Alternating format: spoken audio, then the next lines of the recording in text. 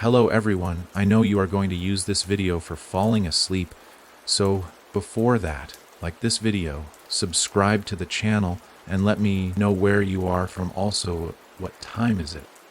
There's a moment, just before the screaming starts, when everything is quiet enough to hear your own breath. Calm, steady, hopeful. That's the part that stays with me. Not the blood, not the missing people. Not even the sound of something moving just behind the walls. It's the silence before it all begins. That silence. It lies to you. It tells you you're safe. But you're not. The first time I saw Blackwood House, I thought it was asleep. That's how the air felt around it. Heavy, stagnant, like a beast holding its breath. The roof sagged in the middle. The shutters hung loose on rusted hinges.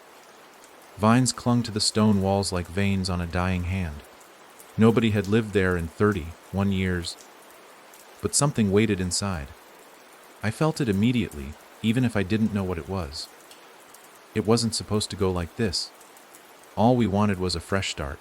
New house, new town, new life. That's what Mom kept saying. Over and over, like it was a spell that would fix everything. Fresh start, Mason. It'll be good for us.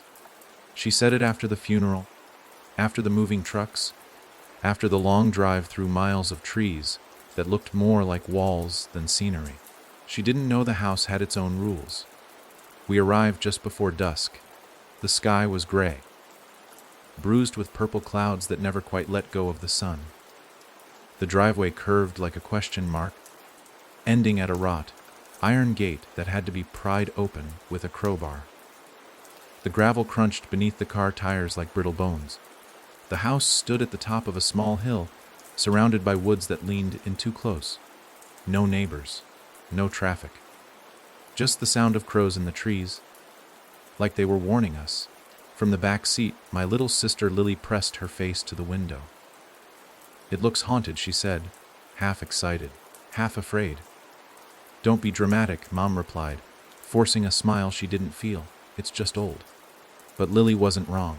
By the time we stepped inside, the air had changed. I swear it was warmer outside, even with the wind. Inside the house, the cold pressed against our skin like wet fabric. The entryway was wide, lined with dark wood and faded wallpaper that peeled in thin curls. A grand staircase loomed in front of us, its railing carved with thorny vines that didn't match any plant I've ever seen. There was dust on everything, except the floor. The floor was clean, as if someone had been walking through. We ignored it. We had to. Mom was too tired to question the details, and I didn't want to spook Lily any more than she already was. We brought in the boxes. We picked rooms. We unpacked. At least, we tried to. That night, I woke up at 2:03 a.m. The time matters. I know it does, because every night after that, the same thing happened at the same time. It started with a whisper. Faint. Close. Right next to my ear. I turned so fast I nearly fell out of bed. Nobody was there. The room was still. But something was off. The shadows in the corners didn't feel empty. They felt occupied. I got up and checked on Lily. She was curled up tight, stuffed rabbit pressed to her chest, her mouth moving like she was talking in her sleep. I couldn't make out the words. I thought about waking her, but something stopped me. Something in the way her fingers twitched like they were trying to count something that wasn't there. The next morning, she didn't remember it, but she looked pale, eyes rimmed with red, like she hadn't slept at all. At breakfast, she kept looking at the hallway like she expected someone to be standing there, watching. "Did you have a bad dream?" I asked her. She shook her head too quickly. "I didn't dream, I just listened." "To what?" She glanced at Mom, then whispered, "The lady in the wall." I laughed it off. What else could I do? I thought she was being creepy for fun. She was 10. Kids say weird things. But then she said something I'll never forget. "She knows your name too." I didn't laugh after that. That day, the basement door opened by itself. Mom thought it was the wind, but there was no draft, no breeze, no reason. Just the door, wide open, creaking on its hinges like it hadn't moved in years. Later that evening, I walked by it and saw something at the bottom of the stairs. A shape. Not quite human, but trying. I blinked and it was gone. At 2:03 a.m., the whisper came again. Mason. This time I heard it clearly. It was a woman's voice. Soft, cold. Not like a threat, but like a promise. The kind of promise that wraps around your spine and makes you afraid to turn your head. I turned anyway. There was a figure in the corner. Pale. Thin.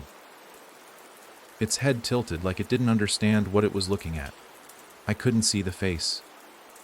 Just the suggestion of eyes, deep and sunken, where the light didn't dare go. I reached for the lamp, but my hand wouldn't move.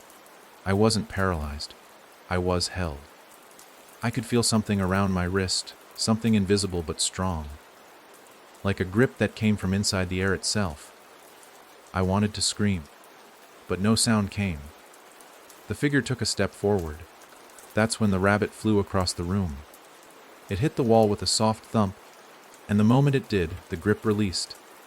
I gasped, scrambled for the lamp, and when the light came on, nothing. The room was empty. The corner was just a corner again. But the rabbit, it was Lily's. She had left it in her bed. Somehow it had landed in my room. The next morning, the staircase had a new carving. A single word. Mason. It hadn't been there before. I know what you're thinking. Maybe it was already there, and I didn't notice. Maybe I imagined the voice. Maybe the figure was a shadow, and the rabbit was just a coincidence. That's what I wanted to believe too. Until the dreams started. Every night, I'd close my eyes and find myself in a room that didn't exist in the house. A narrow room with no windows. Walls made of wood that pulsed like breathing flesh. There was a mirror on the far wall, cracked, shimmering, and behind my reflection, always, was her, the lady in the wall. She never moved. She never blinked.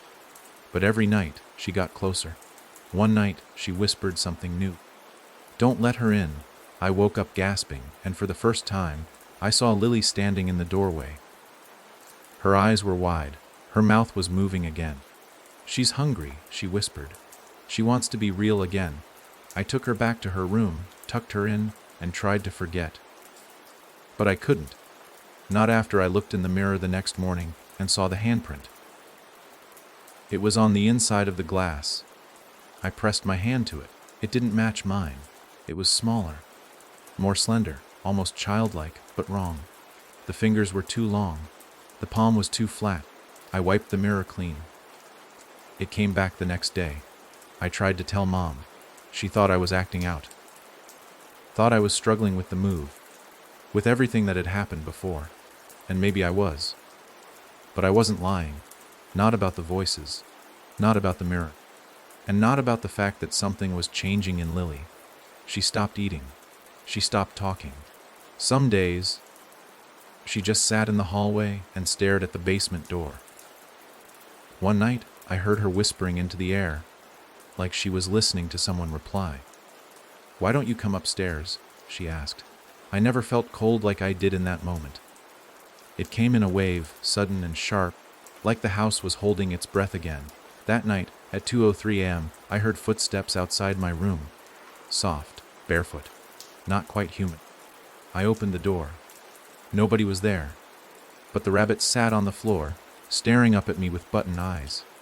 And stitched across its stomach, in rough black thread, was a message: she is already inside. And that's when I knew we weren't alone. We never had been. Not since the first night. Not since the first whisper. And now it was too late to leave. Because the house doesn't let you leave. Not until it's done with you. And it's only just begun.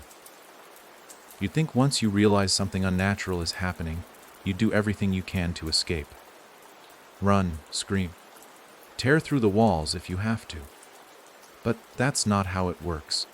The fear doesn't make you act, it stops you. It wraps around your chest like a slow, cold vine and waits. You don't scream. You don't run. You lie to yourself. You say things like it was just a dream, or there has to be an explanation.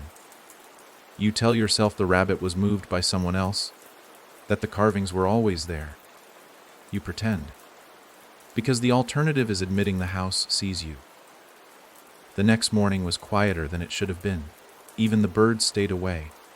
The air was thick, as if the house exhaled while we slept and hadn't drawn breath since. Lily didn't come down for breakfast. Mom was distracted. Her phone dead again, even though she'd charged it all night. I heard her muttering to herself, scrolling through black screens. The smile she usually forced now completely gone. I went to check on Lily.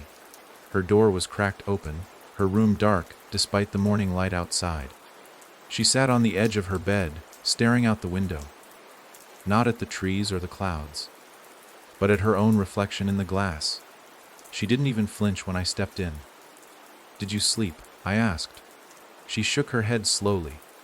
Her voice was barely a breath. She came into the room. My stomach clenched. "Who?" She said, still not looking at me. "The lady. She watches you too." I sat beside her, feeling the cold that always seemed to cling to her lately. It wasn't like a draft. It felt personal, like a warning. "What does she want?" Lily finally looked at me. Her eyes were hollow, dark like she hadn't blinked in hours. "She wants someone to stay," she whispered. "Someone has to." That day the smell started. Damp earth and something metallic, like rusted nails soaked in water. It came from the basement. Mom opened the door once, but she gagged and shut it immediately, blaming it on mold and old pipes. She said she'd call someone to take a look, but the phone line was still dead. The signal on her cell kept dropping to nothing the moment she stepped inside the house. When she tried walking out to the road, it came back, clear as day. But the second she turned toward the driveway, it cut off again. We weren't connected. Not to the outside world. Not anymore. That night the whisper changed. It didn't say my name. It said hers. "Lily." It came in waves, like it was circling her room. I stood outside her door, heart pounding, afraid to go in but more afraid not to. I pushed it open, and found her standing on her bed, arms outstretched toward the ceiling like she was reaching for someone above. Her mouth was open. Her eyes were rolled back, and her voice wasn't hers. "She's in the floor," she said in a deep, scratchy tone. "She's underneath. Let her in." I ran to her, grabbed her shoulders. She collapsed the moment I touched her, going limp in my arms. Her skin was freezing. Her breath came shallow and fast, like she'd been running. I shook her gently, saying her name again and again, until finally, she gasped awake and stared at me like she didn't know who I was. "Did she touch you?" she asked. I didn't answer. I didn't know how. At 2:03 a.m., I woke up with dirt in my mouth. I was lying on the floor, not in my bed. The boards beneath me were cold, and I could feel something moving beneath them, like breathing. Slow, heavy. There was something alive under the house. I stood up, shaking. My feet were dirty. My hands too. There were scratches across my arms I didn't remember getting. I turned toward the door, and saw that the mirror was broken. A single crack ran across it, down the middle like a split between two worlds, and right in the center of the break, pressed against the glass from the inside, was a face. Not mine, not Lily's, something else. Thin. Hollow. Its eyes wide and unblinking, mouth too small and sharp. It smiled when it saw me notice, and then it whispered, "Closer." I didn't sleep the rest of the night. The next day, Mom was in a daze. She had pulled out the old family albums. Sitting cross-legged on the living room floor with photographs scattered all around her. When I asked what she was doing, she just blinked like she'd forgotten where she was. "This house," she muttered. "I've seen it before." That made no sense. We'd never been here. It was an estate sale. Cheap, abandoned, and far off the map. But she flipped through the photos and stopped at one from years ago. I leaned in, and my skin went cold. It was her. A child version of her. In front of the house. The same twisted columns. The same rotted porch. The same sagging roof. Except this photo was taken over 25 years ago, and Mom had never mentioned being here before. "You've been here?" I asked. She looked up at me. eyes filling with confusion and dread. "I don't remember," she said. "I don't remember this at all." Lily came into the room. She didn't look at us. She picked up one of the photos, the one with Mom as a little girl, and pointed to something in the background. "She was there too," she whispered. I looked closer. There, barely visible in the far corner of the picture, standing in the shadows of the trees, was a figure. A woman, white dress. No face. "She doesn't like being forgotten," Lily added. That was the night the knocking started. Not from the doors. From beneath the floorboards. It began at 1:58 a.m., 5 slow knocks, then silence, then 5 more at 200. Then, at exactly 2:03, the voice came again. "Only now." It came from inside the room. "She's almost free," it said. My lamp shattered. The bulb exploded, and I was plunged into darkness. I grabbed my phone for light, and in that glow, I saw handprints crawling up the wall. Small, thin fingers dragging along the wallpaper, leaving behind streaks of something black and wet. When the light flickered again, she was standing in the corner. The woman. No face. Just a blur where the features should be. Her arms hung long and loose, the bones bending wrong. She didn't move, just watched, and I understood, in that moment, what the house wanted. It wasn't enough to scare us. It wanted us to let her in. Let her become. Let her use us. I ran to Lily's room. She was awake, sitting in the middle of her bed, surrounded by all her stuffed animals turned to face the walls. She looked at me and smiled, but it wasn't her smile. "She says you're almost ready," she whispered. I backed away, heart pounding. I didn't know what to do, who to tell, how to save her, or myself. I only knew one thing: we were never supposed to come here. This house wasn't forgotten. It was left for a reason. And now that we were inside, it wasn't going to let us leave. Not unless someone stayed in our place. Not unless the hollow guest found a new home. And Lily was slipping away. Fast. The house didn't sleep. It waited. There's a difference. Sleep is rest, silence, dreams. Waiting is stillness with intent. Calculated, patient, hungry. Every night the air grew colder. Every wall seemed to press inward. And I started hearing the whispers, even when I was awake. They no longer came only at 2:03 a.m.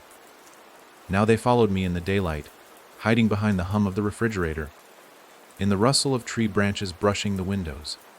A name murmured on loop, like a prayer turned inside out: Lily, Lily. But what terrified me more than anything was how she began to answer. Lily's voice wasn't always her own anymore. She said things she didn't understand, laughed at things that weren't funny, stared at blank corners, and smiled like they held secrets she refused to share. The changes were subtle at first, too easy to brush off as stress. But over days, the girl who had once clung to her stuffed rabbit and drawn sunflowers on every page of her notebook began to slip away like a shadow at dusk. She began spending hours in the hallway, sitting cross-legged on the wooden floor, facing the basement door. Just staring. I tried asking what she was doing, but she would only say, "She's almost through. She just needs the cracks to open." That's when I started noticing the floors. They were shifting. It wasn't obvious unless you looked closely, but I did. At night, the gaps between the boards seemed wider. There were marks along the edges, splinters lifting, scratches where nails once held tight. Something was pushing up from below. Not just the smell anymore, but a presence. A slow, creeping force that made every step feel like walking across a shallow grave. One afternoon, I got down on my knees in the hallway and pressed my ear to the floor. I don't know why. Instinct, maybe. Desperation. Either way, what I heard froze me in place. Breathing. Not soft, not light. Heavy, wet, guttural breaths like lungs filled with mud. And beneath it, a dragging sound, like fingers across stone. I jerked back so fast, I scraped my arm on a nail sticking out from the baseboard. Blood welled to the surface, slow and thick. But something caught my eye before I could move. My blood was running toward the crack in the floor, like it was being pulled, like the house was thirsty. That night, I locked my door. It didn't help. At 2:03 a.m., the lights flickered out again. I sat upright, phone in hand, its glow casting a circle around me like a weak shield. Then came the knock, not on the door. From under my bed. 3 sharp knocks. A pause. Then 3 more. I leaned over the edge slowly, every inch of movement tightening the knot in my chest. I expected to see nothing. Or maybe the rabbit.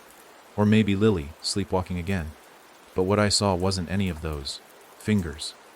Thin, too long. Pale like bone that hadn't seen light in decades. Just fingertips reaching out from under the bed frame, flexing as if tasting the air. They didn't grab. They didn't move. They just waited. I didn't scream. Some part of me knew that would make it worse. I slowly climbed off the bed, heart hammering against my ribs. The fingers vanished the moment I moved, retracted back into the shadows like they had never been there at all. But they had. And there were more of them. The next morning, I told Mom everything. She was in the kitchen, eyes red, hands shaking as she poured coffee that she wouldn't drink. When I said the words, "Something's in the house," she didn't argue. She didn't even look shocked. Instead, she walked to the cabinet beneath the sink and pulled out a small wooden box I'd never seen before. It was carved, old, etched with shapes I didn't recognize. She opened it and showed me what was inside. A bundle of newspaper clippings. Yellowed. Torn. Every headline said something different, but they all pointed to one thing. Child missing after family moves into Blackwood House. 3rd disappearance linked to abandoned estate. Basement sealed after bones found beneath floorboards. I read them all. Each name was different. Each story ended the same. They went into the house and never came out. Mom's hands trembled as she spoke. I didn't remember coming here as a child. But last night, I dreamed of the door. I was small. I was in this house. And someone told me not to open the door in the basement. I think I was warned. I think I escaped. Escaped what? I asked. She looked at me, her voice cracking. Her. We made a plan to leave that day. Pack the bare minimum. Take the car, drive until the trees disappeared behind us. But when we stepped outside, we found something worse than locked gates or broken roads.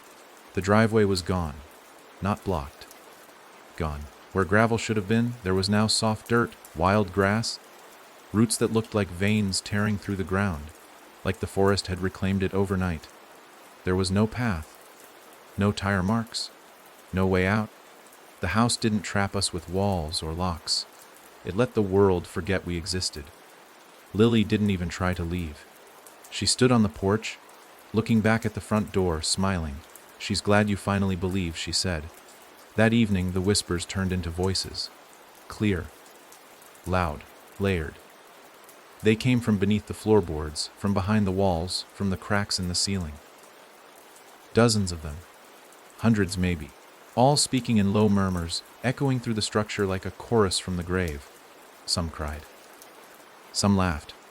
Some begged, and one of them said my name again and again and again. We couldn't sleep, none of us. At 2:03 a.m., every window slammed open at once. Wind screamed into the rooms like a living thing, carrying the stench of wet soil and rot. And above it all, above the chaos, came a scream that split the air in two.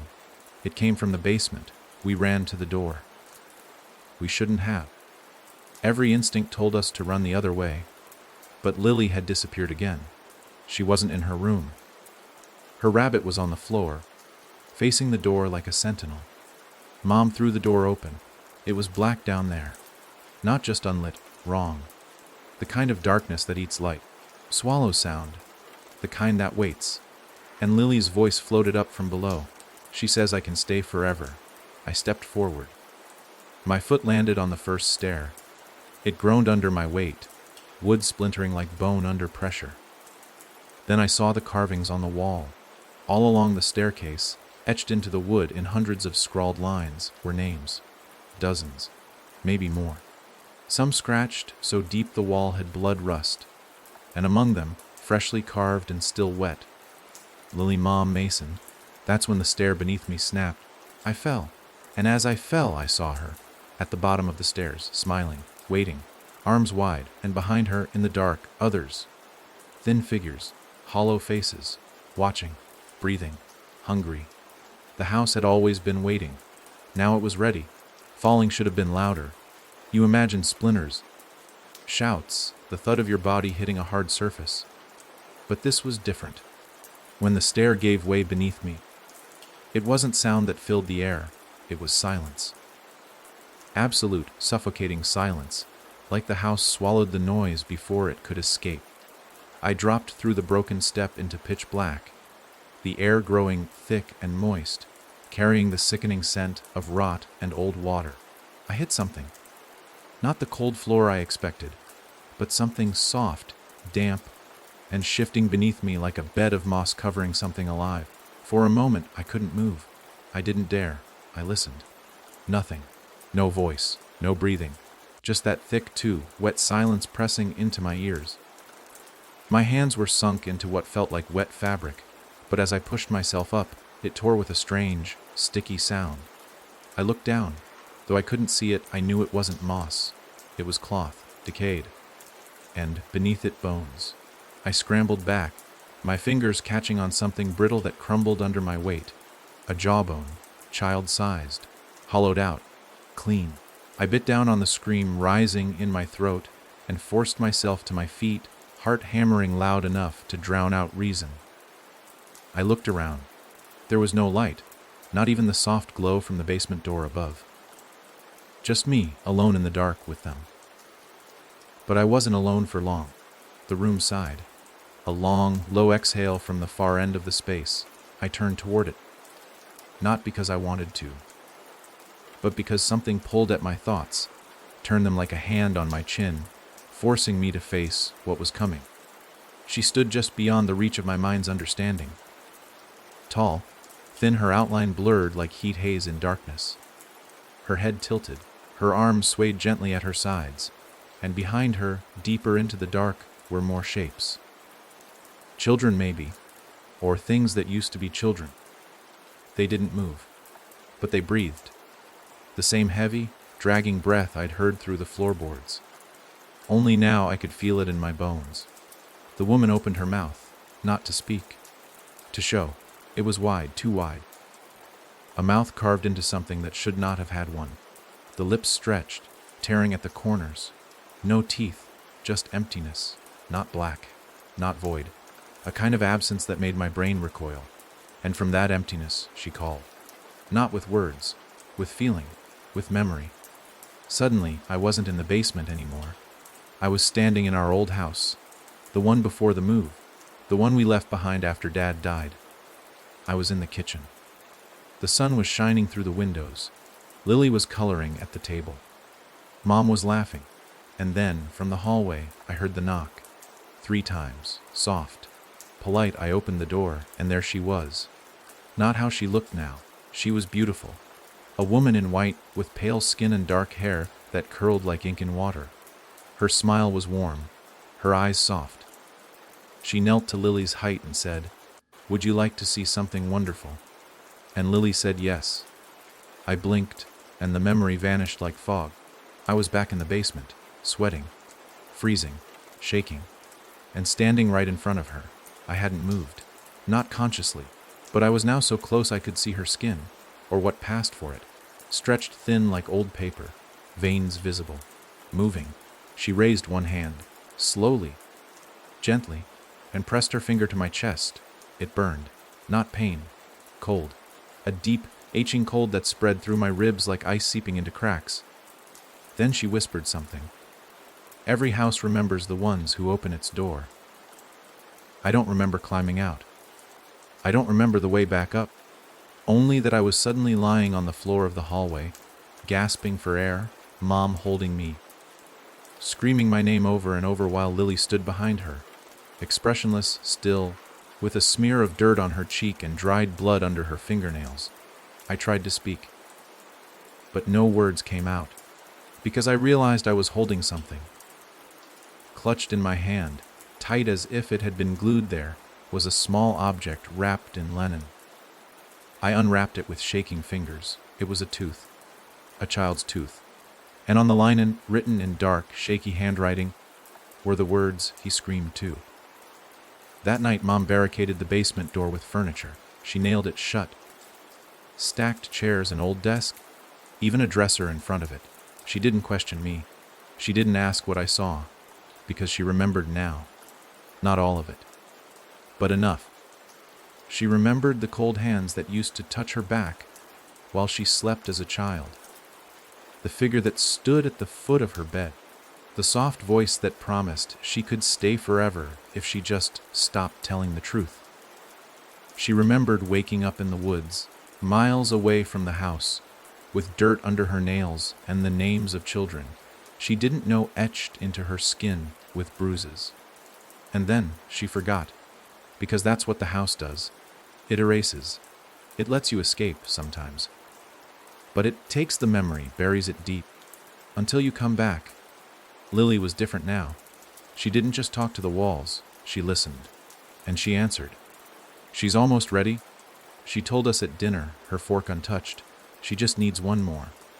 One more what? Mom asked softly, like she was afraid to know. Lily tilted her head and smiled. One more person who doesn't belong. That night, I didn't sleep. I sat in the hallway, facing the basement, holding a hammer in my hand, not to fight, to finish it, to rip up the floorboards and see what was really underneath. Because if the house wanted to be fed, if it needed names and bones and silence, then maybe it could be starved. So I began. I pried the first board free just after midnight. The wood groaned, as if in pain. Underneath was dirt. Then more boards. And then I hit stone. Something hard. Something buried. I cleared the dust and roots and found a door. Not wood. Iron. Round, like a hatch. No handle. Just carvings. Names again. Dozens of them.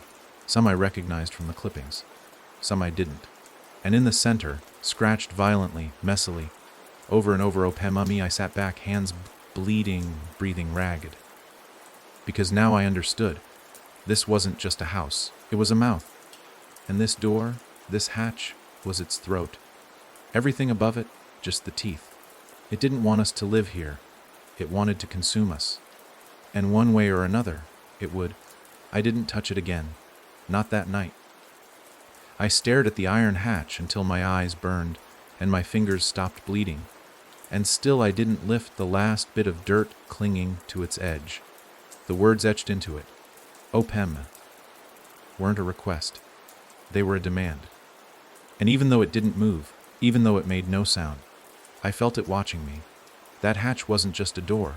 It was awake. I covered it back up, not to hide it, but because some ancient part of my mind whispered, "If it's not looking at you, it won't reach you." I believed it. I had to. It was the only thing that kept my legs from giving out. When I finished, I stood in the hallway with my hammer still in hand and noticed something I hadn't before: silence. Not the usual thick, pulsing kind the house used when it was biding its time, but a true absence of sound. No wind, no whispers, no breathing. I checked the clock, 2:03 a.m. The silence wasn't a break. It was a signal, a pause between steps. Something had changed. I turned, and Lily was standing behind me. I jumped, nearly dropping the hammer. Her feet were bare, her nightgown torn along the hem, and smeared with what looked like black soot. Her hair clung to the side of her face in damp strings, but it was her eyes that froze me. They weren't scared anymore. They weren't blank. They were aware. She was awake in a way that made me realize she hadn't been. Not for days. Maybe longer. And she wasn't looking at me. She was looking at the floor beneath my feet. "Did you open it?" she asked, her voice low, almost disappointed. "No," I whispered. Her lips twitched. Not quite a smile, not quite a frown. Just a response. A crack in the mask she'd worn since the first whisper. "She's getting impatient," she said. "You should have let her out." "What is she, Lily?" For a moment, the child in her face flickered. And in that flicker, I saw pain, not just fear, grief, as if Lily had already been forced to mourn herself. She's not one thing, she said finally. She's made of all the ones who stayed. I didn't understand. Not until the following morning. We were eating breakfast, if you could call it that. Toast, dry cereal, silence. Mom looked older, her eyes ringed with bruises from sleep she hadn't gotten. She watched Lily like she was trying to memorize her, like if she looked long enough, she might pull her back from wherever the house had dragged her. Lily didn't speak. She just drew circles in her cereal with her spoon. Then she dropped the spoon and stared at the hallway. I turned. The basement door was open. Wide, the chairs were gone. The dresser, the desk, all gone. Not pushed aside, gone. The space beyond the door breathed. Mom jumped to her feet. "Don't go near it," she said sharply. Her voice shook, but her hands didn't. She moved in front of Lily like a shield. But Lily only looked past her into the dark. She said, "The time's almost up," she whispered. "She needs the door open before the 7th night." I did the math. We had been in the house 6 days. The 7th night was tonight. Mom didn't wait.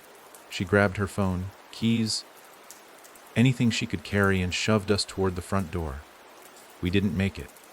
We opened the door, and it led to another hallway. Not outside, not the porch. Another hallway identical to the one behind us.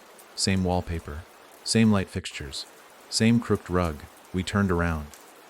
Behind us, another hallway. The house had shifted. It had changed its shape around us like a maze, and we were already inside its throat. Mom dropped the phone. The screen cracked. The hallway buzzed with an electric hum, like the whole place was breathing through the wires in the walls. Then came the laughter, soft, childlike. But not Lily's.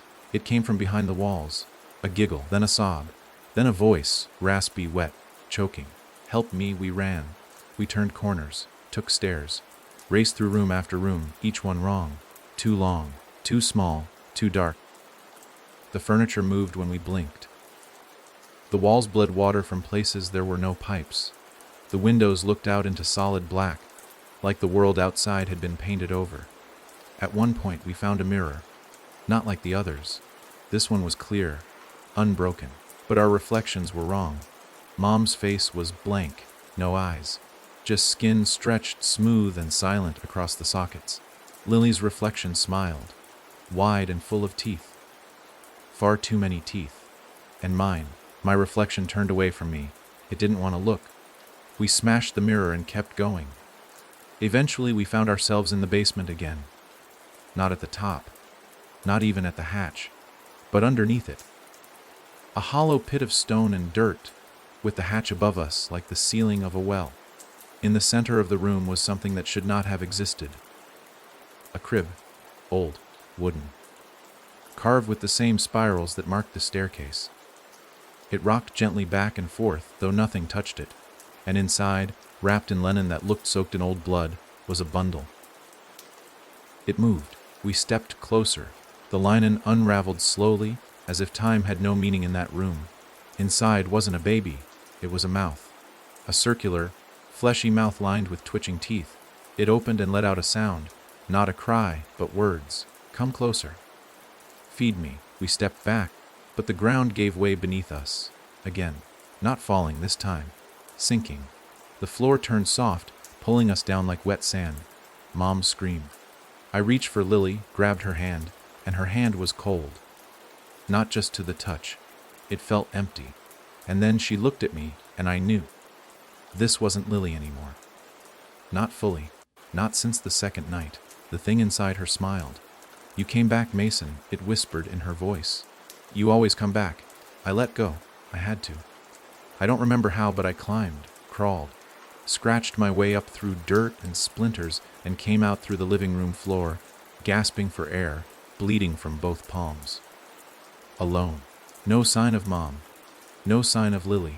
Just the hatch again, this time open. And from inside, a whisper, "One more night." I staggered back, heartbroken, lungs raw, because now I knew the truth. The house didn't steal people. It made room for them. It grew around them.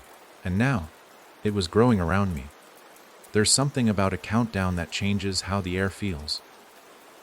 Every hour closer feels like the walls move in. The light fades faster. The shadows breathe deeper. The house knew what tonight was. It had waited for it. And now it was no longer pretending. On the seventh night, there were no more games. No hiding in the cracks. No testing. Only hunger. I didn't leave the floor where I'd pulled myself up, not right away. My knees were scraped open. My fingernails cracked and packed with black dirt. My clothes were soaked through with something that wasn't water, and my chest ached with every breath. But worse than the pain, worse than the cold in my bones, or the numbness in my hands, was the silence. Mom was gone. Lily was gone. The house had taken them both. I told myself they were still alive. That if I stayed strong, if I figured this out, if I found the right door, I could get them back. But deep down, something in me had already started mourning. Because this wasn't a house anymore. It was a tomb that hadn't finished sealing. A place not just haunted, but built around something vile. Something ancient. And it had waited for a family like mine. I don't remember walking to the bathroom. I don't remember turning the faucet. But I stood there, hands trembling under a thin stream of cold water, trying to scrub away the smell of the basement, the dirt under my skin, the shame of leaving them behind. I looked into the mirror and flinched. The face staring back wasn't mine. It looked like me. Same jawline, same eyes. But the expression, that wasn't mine. It was smiling slow and wrong. And then it blinked. Not when I blinked. Not after. Completely out of rhythm. I slammed the mirror with my elbow, shattering it. The glass cut deep, but I didn't care. I welcomed the pain. It reminded me that I still existed, that I hadn't been fully swallowed yet. I staggered into the hallway. Everything was darker now, even though the sun hadn't set. The bulbs overhead buzzed dim and yellow, flickering like they were afraid to be lit too long. I could hear the house groaning above me, beams creaking like strained muscles. Floorboards shifted, not just under pressure, but on their own. I realized then that I couldn't trust any room anymore. The space inside the walls moved, rearranged. Nothing stayed where it was. The house was alive, and it was flexing. Then I heard Lily laugh, not far off, not distant, close, from upstairs. I ran without thinking, 2 steps at a time. My legs burned. But I didn't stop. I threw open her bedroom door and froze. The entire room was wrong. The walls were a deep, pulsing red, like the inside of a body. The ceiling was gone, just black, endless black, and the floor was soft beneath my feet, almost sponge-like. Her bed sat in the center of the room. Clean, untouched, with her rabbit placed carefully on the pillow, and there she stood, at the window. But it wasn't a window anymore. It was a mirror. A full, body-length pane of silvered glass. But it didn't show the room. It showed the basement. The hatch. And through the glass I could see Mom. Sitting on her knees beside the hatch, hands limp in her lap. She looked up at me. But it wasn't me she saw. She looked straight into the mirror and whispered. She took my voice. Lily turned to face me, and I knew. It wasn't her. Not anymore. She said I could be more than a girl, she said. She said I could be the beginning. Her eyes were white now. Not rolled back. Just completely void of iris, like milk poured over marbles. Her smile twitched as she walked toward me, barefoot, light as a whisper. She gave me a name, she said. Do you want to hear it? I backed away. She laughed. You already know it, Mason. It's in your blood now. That's when the house began to scream. Not a voice, not a sound, a vibration that rattled the teeth in my skull. The walls bent inward. The floor cracked beneath my feet, and the glass behind Lily shattered outward, as if something had punched through from the other side. Something long, pale, fingered. She didn't flinch. Instead, she whispered, "It's time." The lights went out. I stumbled into the hallway blind, hands dragging against the walls for balance. I could hear the crawling again. Inside the walls, in the ceiling, behind the floorboards. Skittering, scraping, claws and nails and fingers. Then one word from all sides, whispered, hissed, spat, open. I ran, but the house had no end now. Every door opened into another hallway, every stair led back down. Every attempt to escape was swallowed by the shifting, living bones of the thing. It was done hiding. It had spent days preparing me, wearing me down. Now it wanted the final act. It wanted me at the hatch. So I went, not because I gave in, but because I was done running. I followed the pulsing hum through the walls. I let it guide me like a heartbeat, down the stairs, through the hallway, past the door I had once nailed shut, now wide open and filled with fog that smelled like iron and mold. I stepped into the basement. She was there, not Lily, her, tall, white, featureless, a face like polished stone, with lines where eyes should be but no depth, a mouth stitched shut with thread that bled. She stood over the hatch, her hands outstretched. Beside her, on either side, two figures knelt. Lily, Mom, their faces blank, eyes missing, and between them, the hatch pulsed, beating, like a heart. I took a step forward. What do you want? Her head tilted, and then she spoke. Not out loud, not in sound, but in my own voice, inside my skull. I want you to stay. And suddenly I saw all the families, all the children, all the others, each one who came here, each one who tried to leave. They didn't die. They joined her. Piece by piece, memory by memory. Not ghosts, not corpses, she was made of them. And now she wanted me. Not just my body, my name. The last one on the list. I screamed, grabbed the nearest object, an old rusted pipe, and lunged. She didn't move, but Lily did. She stood, walked toward me, reached out, her hand touched mine, and for a moment, her real eyes came back, wet, broken. Don't forget me, she whispered, and then she shoved me backward, into the hatch, into the dark, into her. And the door slammed shut, all light gone, all sound gone. Just me. Falling. Falling into her wasn't like falling into darkness. It was like falling through someone else's memory. Not just seeing it, but feeling it. Every inch of me was stretched and bent, as if my skin was trying to remember where it had been before I was born. There was no air, no weight, no direction. I didn't know if I was sinking or rising. Only that I wasn't alone. She was all around me. Not as a figure anymore, but as a presence. Something inside the walls of my mind, rifling through my thoughts like pages in a book. I could feel her fingers trailing along the edges of memories, stopping at the ones that hurt the most. Dad's death. The silence afterward. The day Lily stopped speaking. The moment we stepped into the house. She lingered there the longest, and when she pulled away, I felt something leave with her. The air, if you could call it that, thickened. Suddenly I could breathe again, but every breath felt wrong. It was wet, like I was inhaling fog soaked in tears. I opened my eyes. I was standing on a floor made of splinters. Above me, there was no ceiling. Only black roots that hung like veins from an open wound. They dripped a liquid that hissed when it touched the floor. The walls stretched high, pulsing with faint light, breathing slowly, as if the room itself had lungs. And across from me stood a door, the hatch. But it was open now, permanently, and through it something stirred, shapes, twisting, shambling, not fully formed. Children, men, women, some missing limbs, some missing faces. They moved like shadows trying to become real, all of them tethered by long cords of sinew that led back into the walls.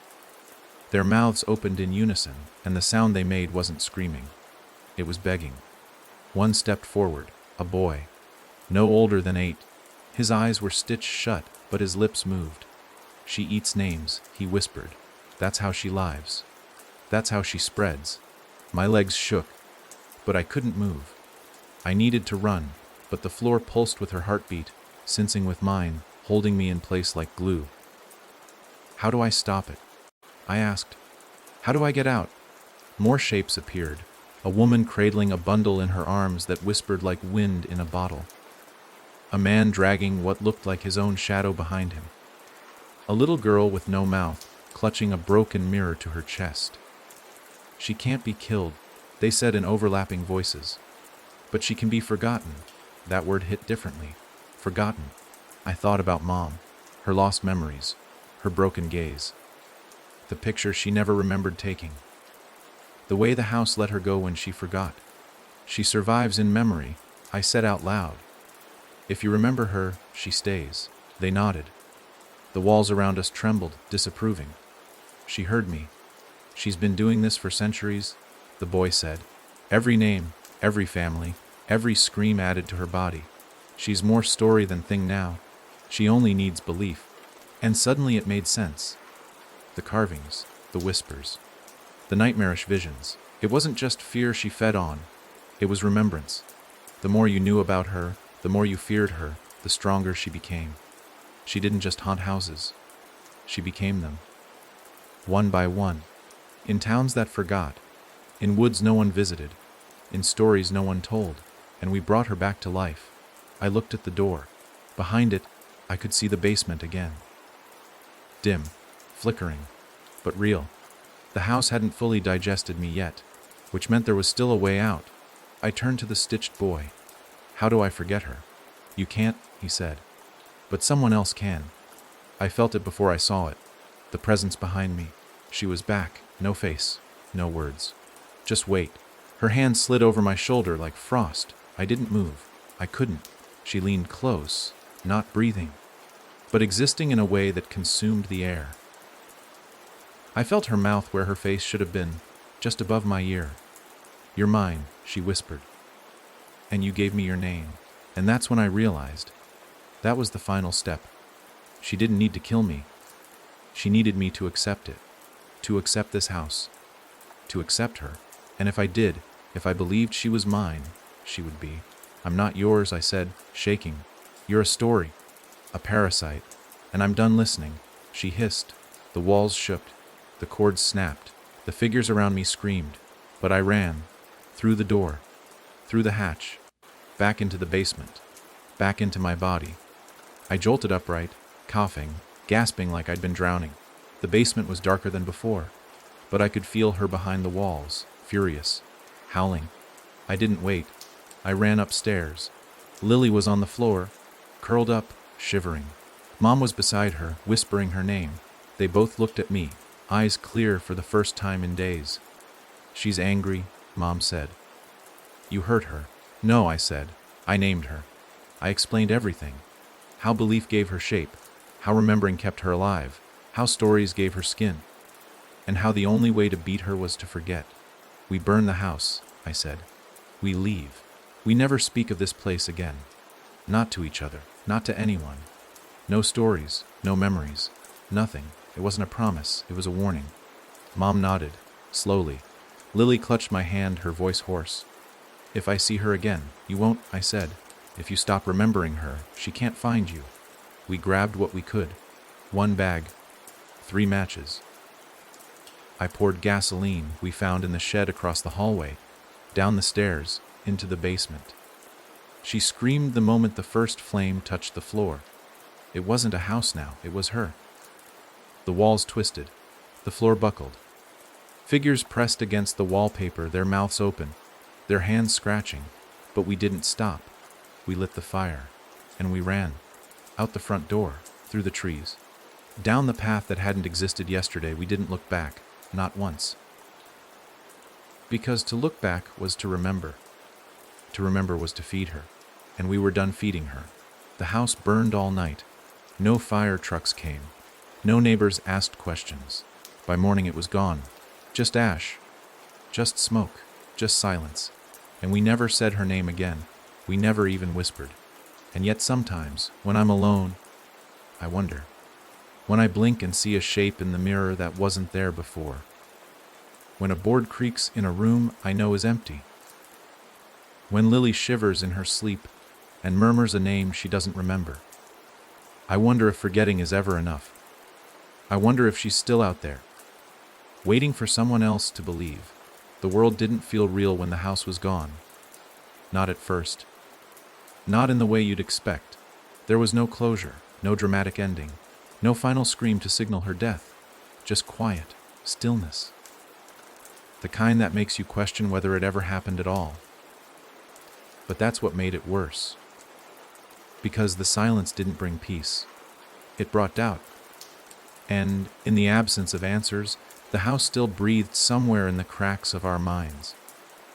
The smoke curled up from the wreckage for 2 days before the rain finally came. We watched from the edge of the woods, far enough that we wouldn't be seen, close enough that we couldn't look away. The flames had long died out, but something about the air still sizzled, like the fire had burned through more than wood and stone. Like it had reached something beneath the earth. The rain hissed as it struck the ashes, turning them to mud, and in that mud were bones. Dozens of them. Small, cracked, crumbling. We didn't speak. We turned away and kept walking. And we never went back. We settled in the next town over. A place with clean streets, bright porches, and people who didn't ask questions. Mom got a job at the library. Lily started school 2 weeks later, her first day marked by forced smiles and a lunchbox packed with notes I wrote in thick black ink, "You are here. You are safe."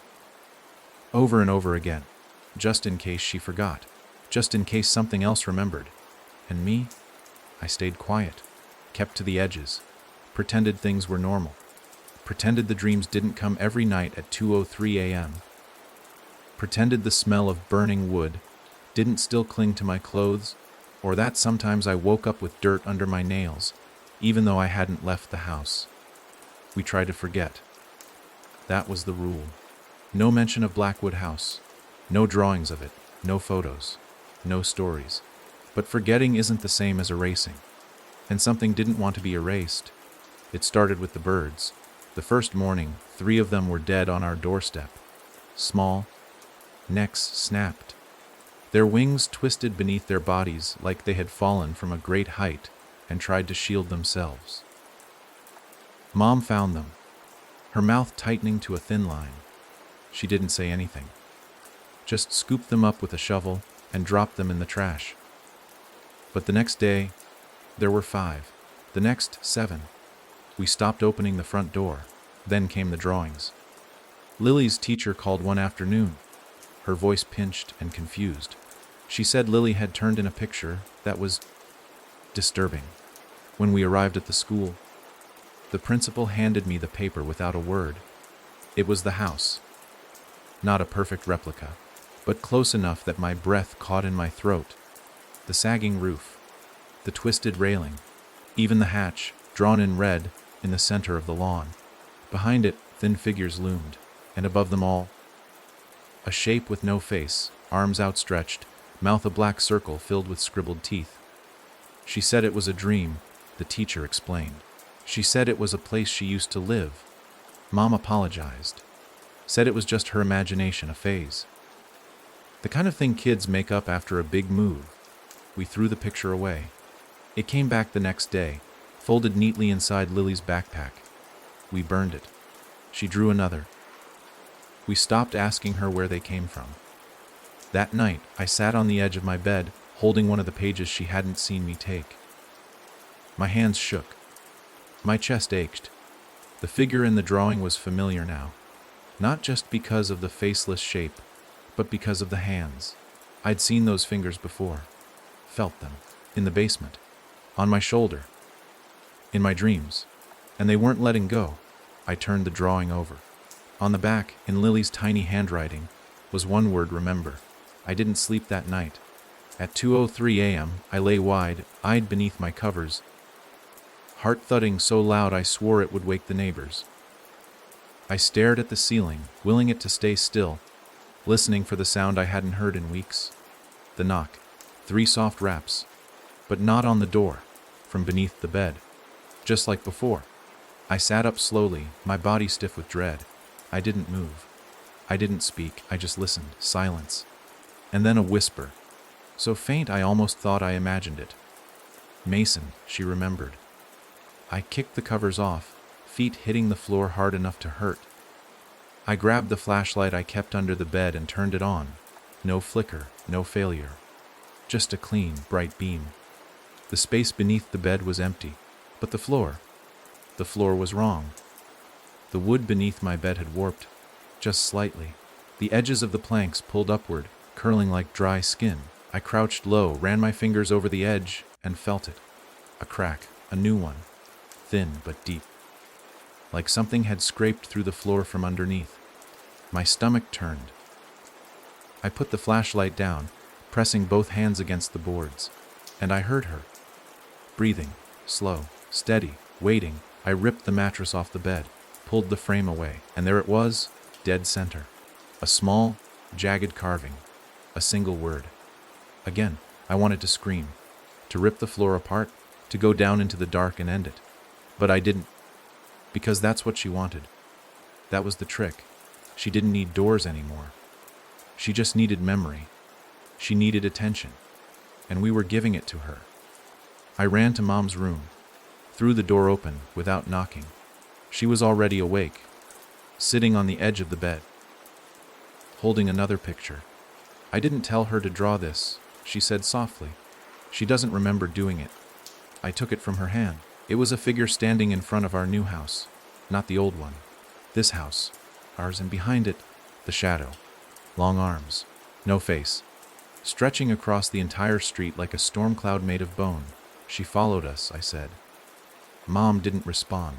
She just looked at me, tired, broken. She never left Mason. She never needed the house. We brought her with us. That night, we decided we had one choice. We had to make the world forget.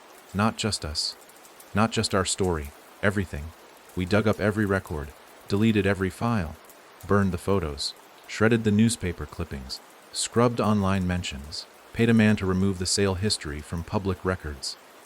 Every trace, gone. We pulled Lily out of school, moved again. A town 2 states over. A place with hills and rivers and no basements. We told no one our names, and we waited. Weeks passed. No drawings, no whispers, no birds. For a while, it almost felt like we'd won, until I found the message, carved into the wall of our new home, faint, almost invisible. But it was there. You can't forget what remembers you. That night, at 2:03 a.m., my phone buzzed. No call, no message, just an alert. From the gallery. A new photo has been added to your camera roll. I opened it. My breath stopped. It was the house, Blackwood House.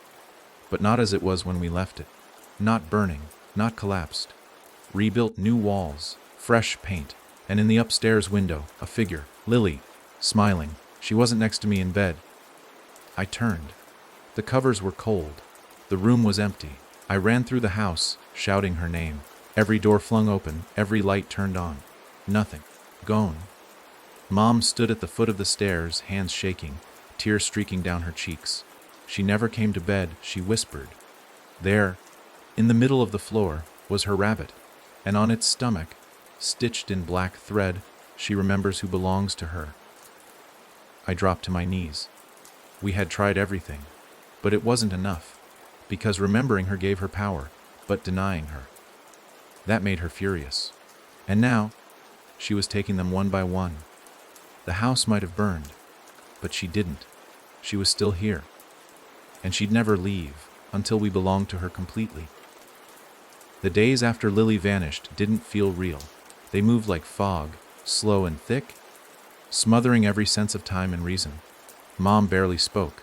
She stayed near windows, looking out like she expected Lily to just reappear, walking up the driveway, rabbit in hand, eyes clear again. But I knew better. I felt it in the floor, in the walls, in the way the air shifted at night. The house hadn't taken her. She had, and she wasn't done. I replayed the photo again and again, the one that had been mysteriously added to my phone. The image of Blackwood House restored. Perfect, as if it had never burned, no smoke, no ash, just pristine wood, clean siding, glowing windows. A lie. And yet the most disturbing part wasn't the house itself. It was Lily, in the window, not afraid. Not calling for help. Smiling. That smile gutted me every time I saw it. It wasn't her smile. Not even close. It was too wide. Too confident. It held no confusion, no childlike warmth. Just knowing. Possession. She was inside now, fully. And the thing in the walls had won. But I hadn't given up. I couldn't. If I did, she'd disappear like the others, erased from every corner of memory. Just another child swallowed up by a story too dark for the world to retell. And worse, I'd forget her. I'd seen it happen. I knew how easily memory slipped when she wanted it to. A slow rot that started with a name and ended with silence. So I wrote everything down. Every word, every detail. The real story. What the house was. What she was. I filled pages with what I remembered. Lily's drawings, the whispers. The door beneath the floor, the stitched boy in the dream. I kept it all, hidden in a metal box beneath a loose tile in the laundry room. I didn't trust my own mind anymore. If she came for me, I needed proof of who I was, of who Lily was, of what we'd survived. Even if my memory failed me, the paper would speak for me. But writing wasn't enough.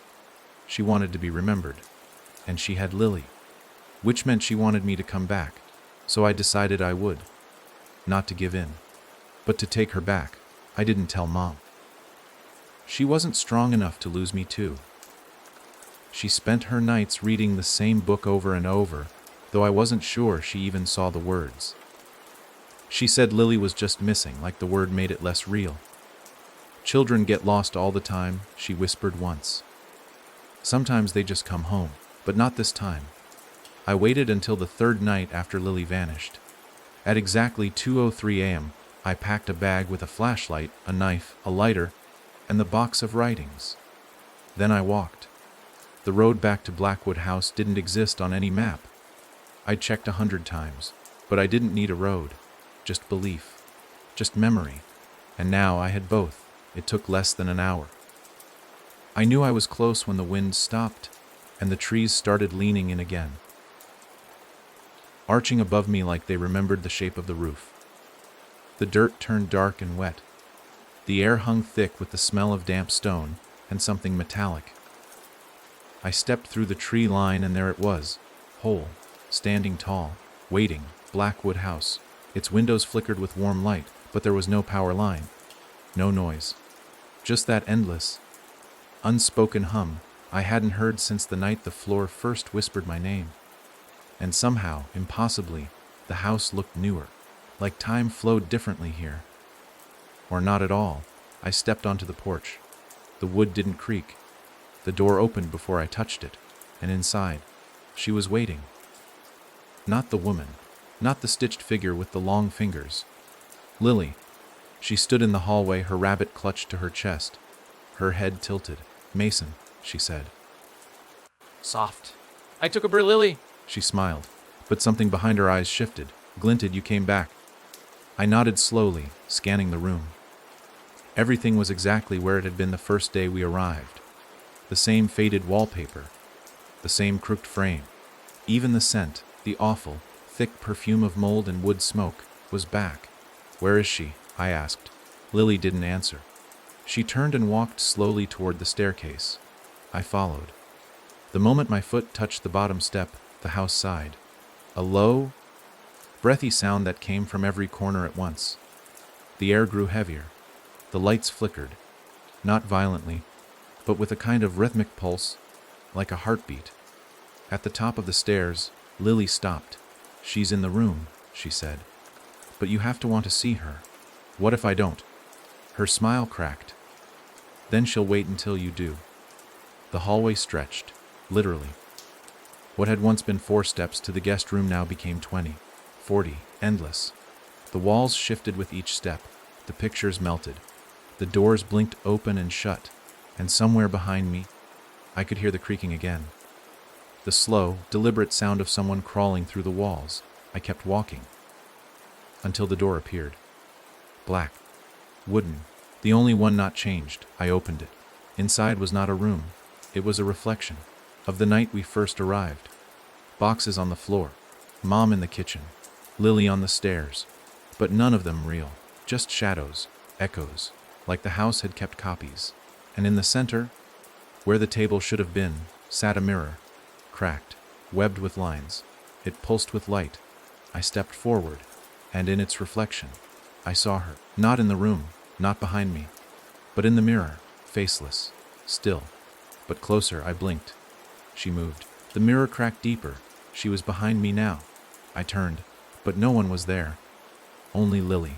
And now her smile was gone. She's almost finished, Lily whispered. She's almost ready to become. Become what? A story. That word again. The one that made my skin crawl. Because I understood now. She wasn't a ghost, not a demon, not even a person. She was a story that never ended. That fed on being told. That needed fear to live. And we had given her everything she wanted. Names, memories, belief. Lily looked at me, eyes wide, and for a moment, just a moment, I saw the girl I remembered. I don't want to forget you, she said, but that's the only way I can leave. My throat tightened.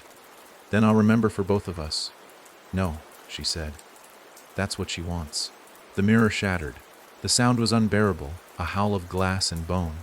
The floor shook, the walls bled, and from the splinters she rose. Tall, impossible, formless and yet all too real. Every scream we'd ever heard, every whisper we tried to forget, every carving in the walls, and she was all of them. And she opened her mouth. I expected a roar, a shriek, but what came was my own voice, reading my words, from the journal. Every sentence I had written, every truth. You gave me form, she said, using my tongue. You gave me life. I pulled the box from my bag, held it up, and she froze. What is that? Lily asked.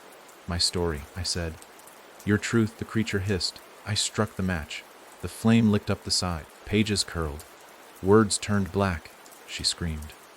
Not in rage, but in fear. No one will remember you, I said. Not even me. Lily stepped closer, tears in her eyes. You have to burn it all. I know. So I did. Every page, every word, even her name. It went up in smoke, and so did she. Not all at once, but piece by piece, like a film being erased frame by frame. The walls stopped bleeding. The floors stopped moaning. The house exhaled, and Lily fell into my arms, real, warm, whole. We ran as the house folded behind us, not in flames, but in forgetting. Each step pulled us back into the real world. Each breath wiped away another trace. By the time we reached the road, the house was gone. No rubble. No path. Just trees, just sky, just silence. I looked at Lily. She blinked slowly, confused. Where were we? I shook my head. I don't remember. Mom met us there, no questions. No fear. She didn't remember either. That night, we slept. No whispers. No knocks. And when I woke up, I forgot what I had dreamed. I didn't notice the cracks in the mirror right away. The morning after everything vanished. After the house, the memories. The scream that never quite left my ears. I walked past the bathroom and caught a glimpse of myself. At first, nothing seemed wrong. Just a reflection. Me bleary-eyed, pale, unchanged. But then I paused, stepped closer, and saw the truth. 5 hairline fractures ran across the glass, like roots branching out from behind my head. Almost invisible, almost harmless. But they weren't there yesterday. And neither was the faint fog behind the glass, like someone had breathed on the other side. I told myself it was damage from steam. That mirror's crack. That memories fade and nightmares retreat with the sun. But deep down, something in me pulsed. Something old and quiet and terrified. I leaned in close, inches from the surface, and whispered, "Are you still here?" Nothing. No movement. No sound. But that fog in the mirror, it pulsed. Not like condensation. Like breath. I didn't tell Mom. I didn't ask Lily. I just went back to my room, shut the door, and sat at the edge of my bed, hands locked together so tightly my knuckles turned white. The journal was gone. Burned. That house. Gone. That thing. The hollow woman. The stitched-together whisper made of stories and screams. She was supposed to be gone. We'd taken away her name, her voice, her past. So why was something still here? That evening, Lily called for me. She was in her room, drawing. Dozens of pages scattered on the floor, some half-finished, others crumpled. I froze when I saw the lines, none of them detailed. Just outlines. A figure here, a door there, a house in the distance. All in black pencil, smudged with heavy pressure, like she couldn't stop pressing too hard. "Are you okay?" I asked. She didn't look at me, just pointed to one of the drawings. She's outside. The breath caught in my throat. The picture showed a house. Not ours, not hers, just a house, with one window, and in that window a hand, long, white, claw-like. Do you remember her? I asked, even though I shouldn't have, even though we agreed we'd never speak of it again. Lily blinked slowly. I don't think I'm supposed to, but sometimes I do. Sometimes she's inside me. She touched her chest, just above her heart. When, in the dreams, I sat beside her, gently pushing the drawings into a pile, keeping them face down. Tell me. She says I'm still hers, Lily whispered. She says names don't matter, only attention. That as long as I look for her, she'll be able to find her way back. Have you been looking? Lily didn't answer. That night, the knock returned. 3 soft taps, but not at the door, at the window. My heart thudded. I turned slowly, expecting nothing, maybe wind, maybe a branch, but the glass was clean, too clean. No dust, no fog, just the faintest imprint, a palm, smaller than mine. I stayed up the rest of the night. In the morning, I asked Lily if she remembered anything strange. She shook her head, but then she said something that made my skin crawl. She says you brought her back. How? When you wrote about her. I blinked. But I burned it. She said stories don't die in fire, Lily whispered. They hide in the ash. The next day, I checked the box. The one I thought was gone. The one I watched turn black in the flame. It was back, under my bed, right where I hid it the first time. I opened it with shaking hands. And inside, the journal, whole, untouched, pages unburned, except the first one. That page had changed. It was no longer blank. Now it read, "You remembered." So I returned. I slammed it shut and threw it against the wall. The lights flickered. The floor creaked. And I knew. She was rebuilding herself. Not from a place, not from a house, from us, from memory, from guilt, from fear. The next few days passed in slow descent. Mom started losing time again. She'd blink and forget where she was. Once, she made dinner 3 times in a row, convinced it was still morning. Another time, she stood at the sink for over an hour staring into the drain, whispering to it like it was talking back. I confronted her. She denied it at first, then broke down crying. "She's in the water," she whispered. "I can see her reflection. She watches me through the drain. She's waiting." I checked every faucet in the house, every mirror, every surface that could hold a reflection. And in each one, just for a second, I swore I saw her. Sometimes a hand, sometimes the tilt of a head, sometimes just the outline, never clear, never sharp, but there, always watching, never blinking. We tried leaving, tried driving. The car wouldn't start, no matter what. The battery was fine, the gas tank full, but the engine refused, like the road ahead no longer existed. I called for help. No signal. No matter where I stood. Even outside, the sky above seemed too still, too pale. As if we were no longer in the same world we started in. That night, I dreamed of the hatch again. It was open. And inside, Lily stood, arms outstretched, her mouth full of dirt. "She's inside us," she said. "You let her in again." I woke with blood on my hands, dirt under my nails. I hadn't moved from bed, but the soles of my feet were muddy.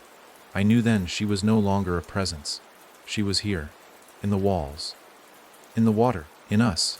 I confronted the journal again, demanded answers, opened it with rage. But every page was blank, except the last. That page now read, "You should have forgotten me. Now I will write you." I didn't sleep that night. Neither did Mom. Lily just stared out the window, humming a song she'd never heard before. Something slow, off key. Something that made the room feel colder the longer she sang. I sat at the kitchen table, watching the candle burn low, wondering if forgetting was ever even possible. Maybe she'd always been there, not just in our house, in others, waiting for someone to remember just enough, waiting to be told again. A knock came, not from outside, from beneath the table. I didn't move, didn't look, but I heard the whisper, clear, sharp, closer than ever. "You belong to me now, Mason. And I'm going to write you into every wall I build." I gripped the table, closed my eyes, and whispered back, "No," because now I understood the rules. She thrived on story, on being feared, on being named. But if I turned the story against her, if I wrote it my way, maybe, just maybe, I could trap her again. But this time not in a house. In a lie. I opened the journal one last time, and I began to write. Not her name, not her form, but a new ending. Where she was nothing. Where she never existed. Where the house was never built. And no one remembered. As I wrote, the wind screamed outside. The walls shook. The pages blood black ink. But I didn't stop. I wrote until the candle died. Until the sky turned white with morning. And when I closed the book, the knocks stopped. The whispers died. And the mirror, for the first time in weeks, was clear. Just my reflection. No cracks, no fog, no breath on the other side. She was gone. For now. But I left the book open, in case she ever comes back, because this time, I'll be ready. You never really know when something's over. Not with things like this. You wait for a sign, an exhale, a clean break, a moment where the world confirms your battle is done and you've won. But it doesn't come. Not when the thing you fought against isn't a person or a monster, but a presence. An idea. A memory that grows like mold in the corners of your mind, waiting for the right combination of silence and fear to bloom again. I thought I'd written the ending, that she was trapped in the pages of a story I twisted against her. That her voice, her shadow, her sickness had finally been sealed. But I was wrong, because the house never truly needed to exist for her to come back. She only needed one thing, the absence of silence. It began with the dreams, not the violent ones, not the kind where you wake up screaming. No, these were quieter, slower, more cruel. They showed me things I wanted, peace, family, the three of us, Mom, Lily, and me, sitting on a porch that didn't belong to any real place. Lily laughing, free of the hollow weight behind her eyes. Mom smiling like the years hadn't cracked her. And I'd sit there too, warm sunlight on my arms, forgetting everything we'd been through, until the whisper came, so soft it sounded like my own voice. This isn't real, and everything would turn. The sky would bleed. The porch would splinter. Lily's laugh would twist into a scream, and Mom would reach for me, fingers too long, eyes turned to smoke, saying, "Why did you leave her behind?" I'd wake up choking on air. Alone, back in the real world, whatever was left of it. Mom had stopped talking altogether. She cooked in silence, cleaned in silence, watched the windows in silence. Sometimes I'd catch her standing at the back door with her hand pressed to the glass, her lips moving without sound, like she was answering a question no one asked. Lily barely spoke either, but her drawings returned. They were different now, less detailed, more frantic, black scribbles, eyes without faces, mouths with nothing but teeth, and always walls, cramped spaces, ceilingless rooms, narrow halls where the corners bled ink. She never explained them. I stopped asking. One morning, I woke to find one pinned to my bedroom door, not taped, pinned, with a sewing needle. It was a picture of our house. But it wasn't our house, not as it stood. It was changing, melting, warping. Windows where there hadn't been any. The roof sloped wrong. The front porch crooked like it had snapped inward, folding over itself like a broken jaw. The door was wide open, and through it a figure stood, featureless, arms wide, shadow leaking from its feet, and in the top corner, scrawled in red crayon, "Come back." I dropped it. I didn't pick it up, but I didn't throw it away either, because part of me wanted to believe it was just a leftover thread, a final echo. A twitch of a corpse that hadn't realized it was dead. But the next night I heard it. The knock.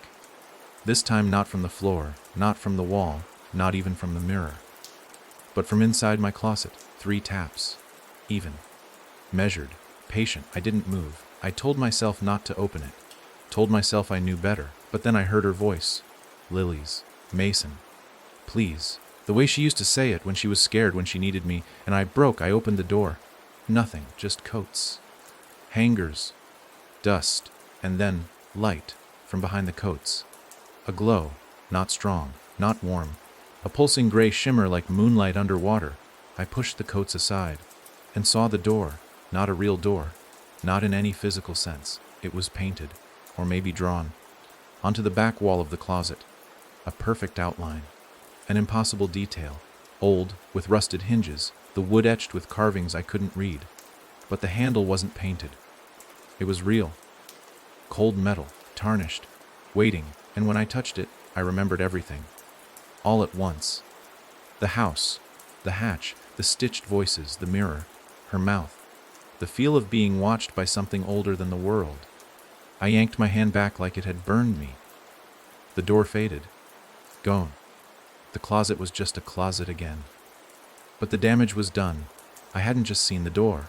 I had acknowledged it. That night, the dreams returned. Worse. More vivid. She was no longer watching. She was walking. Through our house.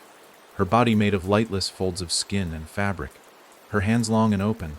Her mouth a smile of wet threads. She didn't whisper anymore. She spoke. Clearly, boldly, like she'd found her voice again. You opened the door. I'm writing you back into me. I woke up screaming. Mom and Lily were gone. For real this time. Their rooms empty. Beds unslept in. No signs of a struggle.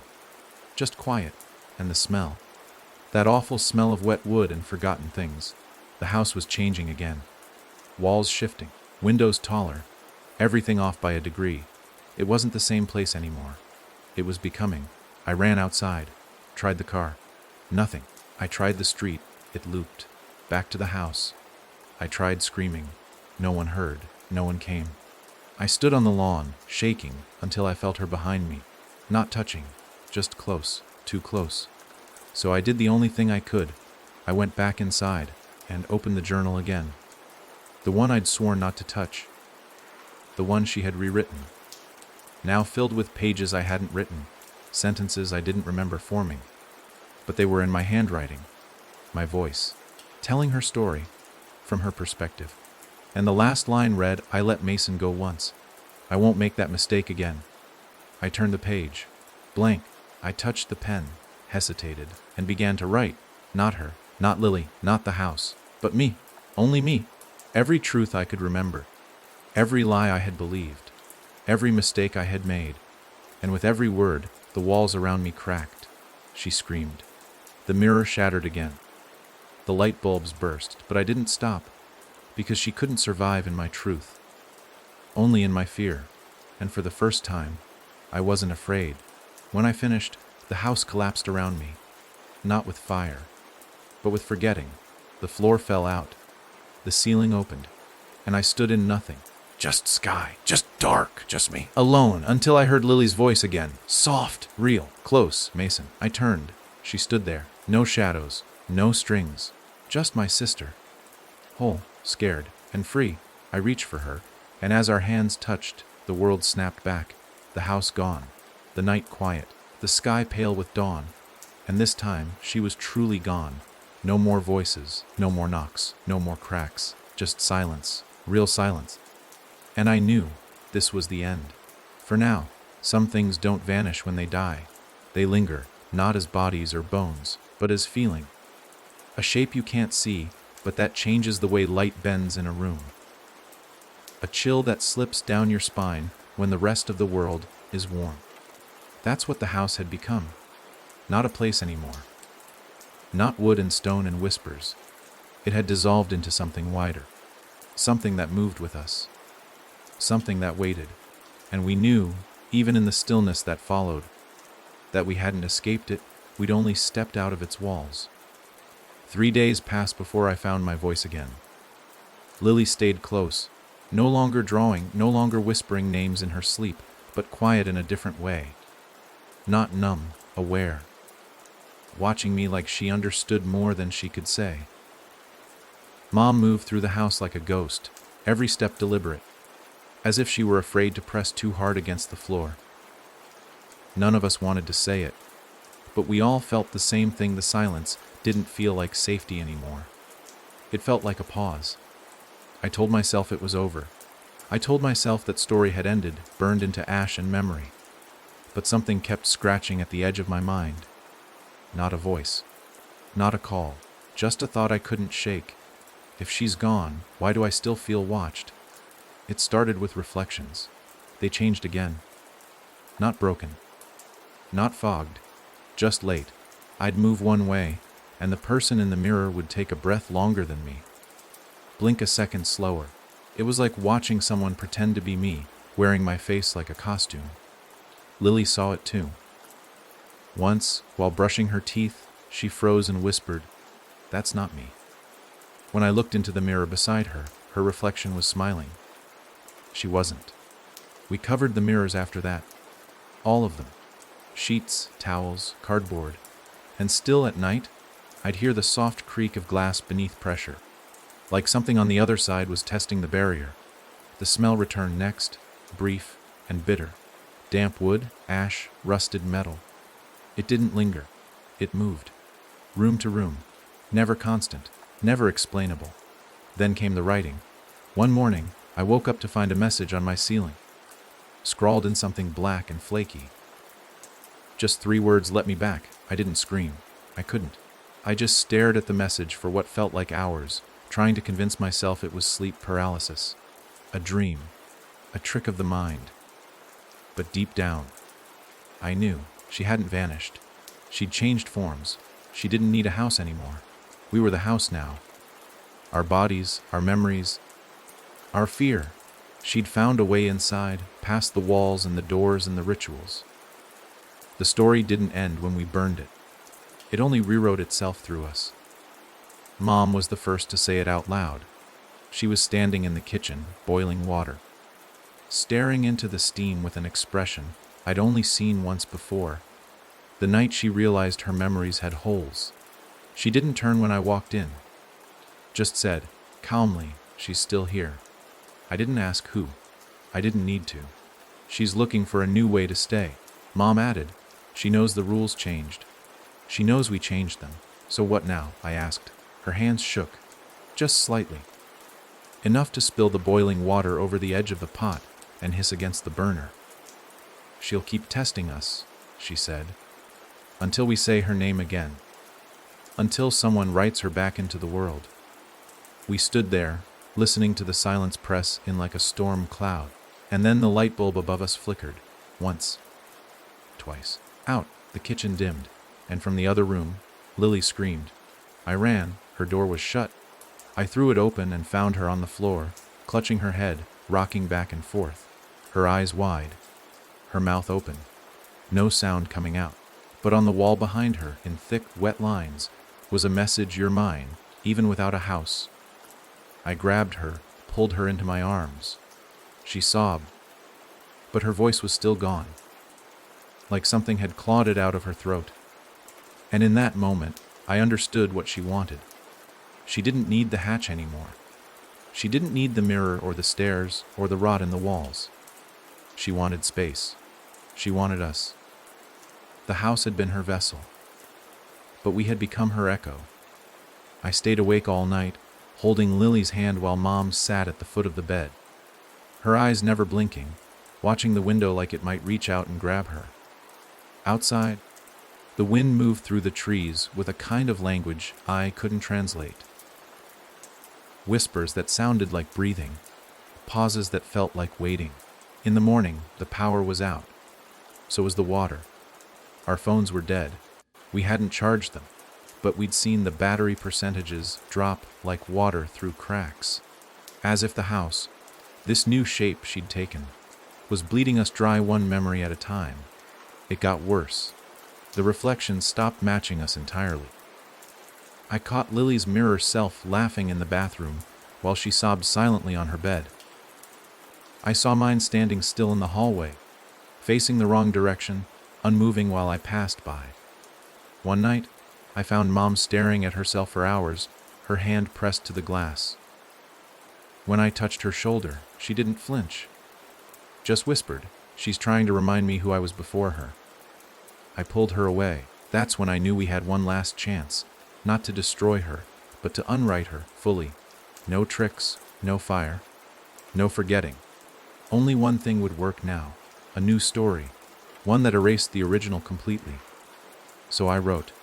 I locked myself in the attic, took a notebook, and began a version where none of it ever happened, where the house had never existed, where Lily never opened the basement door, where Mom never forgot, where she was nothing more than a flicker in someone's bad dream.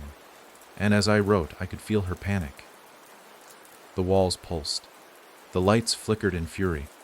The mirrors cracked from the inside. The air stank of sulfur and rotten rage. But I didn't stop. I wrote until my fingers cramped, until my throat bled from whispering every line out loud, giving weight to the words, because that's what she'd always craved. Voice. So I took it back, and when the last word hit the page, the scream came. Not human, not even sound, but a pressure so loud it knocked me to my knees. The attic floor split, and through it I saw her, just for a moment, twisting in a space that no longer held form. A storm of arms and mouths and memory. Her eyes, dozens of them, opened at once, and one by one, they blinked shut. Gone. I dropped the notebook, staggered down the stairs. The lights returned, the smell faded, the mirrors cleared, and Lily, asleep in Mom's arms, finally breathed without shaking. We left the next morning. No forwarding address, no phones, no books, no stories. And the journal, I buried it in a field where no one would ever think to dig. No names, no markings, just soil and silence.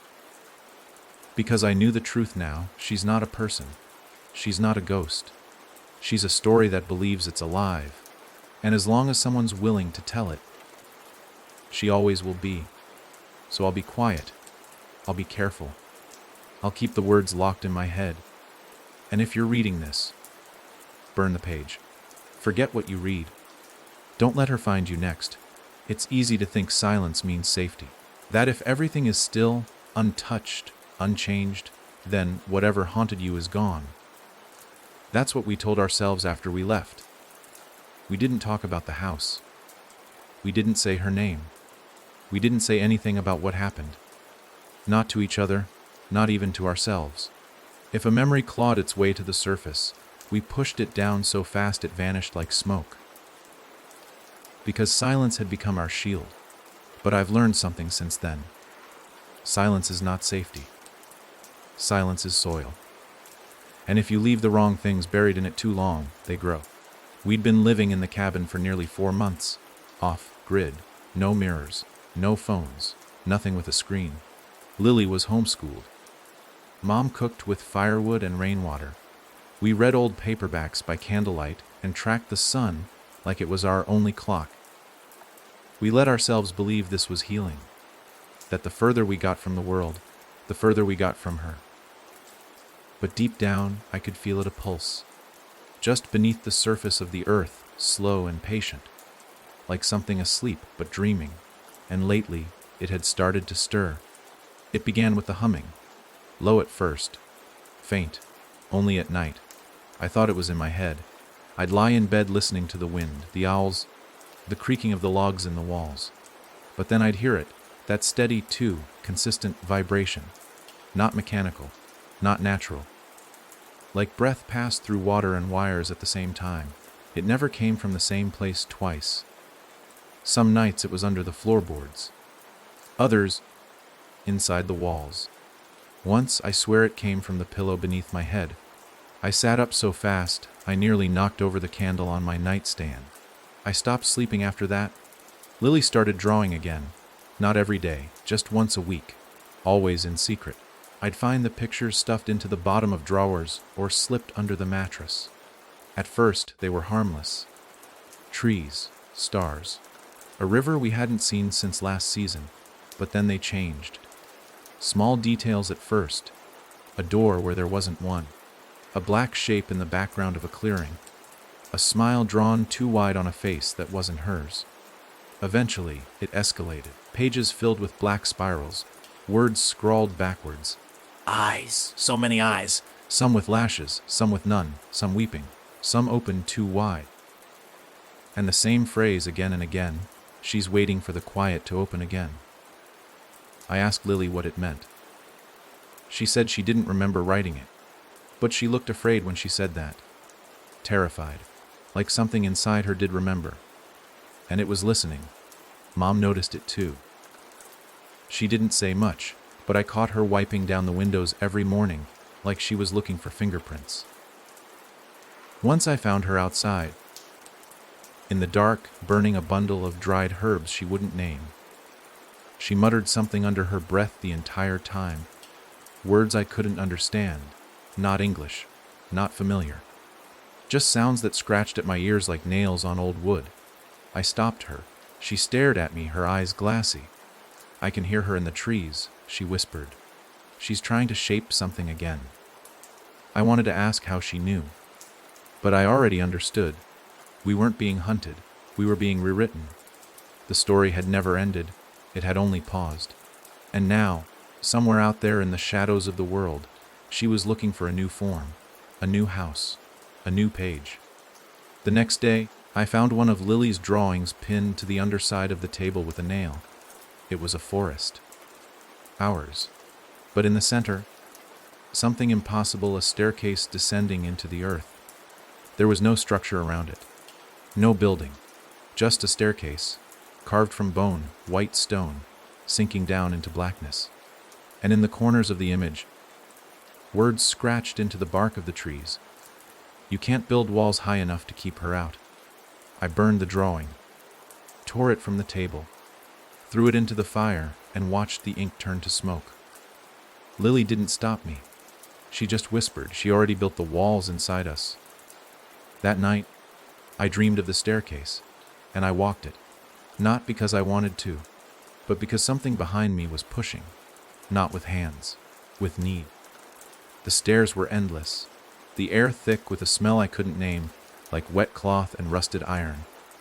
I felt her before I saw her. That same feeling I'd grown to dread, a pressure in the lungs, a weight in the spine, the sense of something ancient and patient turning toward me. She spoke without sound. You ended one story. Her voice pressed against the inside of my skull. But I've learned to write without your help. I woke to find the journal on my chest, the one I buried in a field with no name, unmarked, hidden, and yet it was here. Whole. Open. On the first blank page, a new line: every silence is a door, and someone always knocks.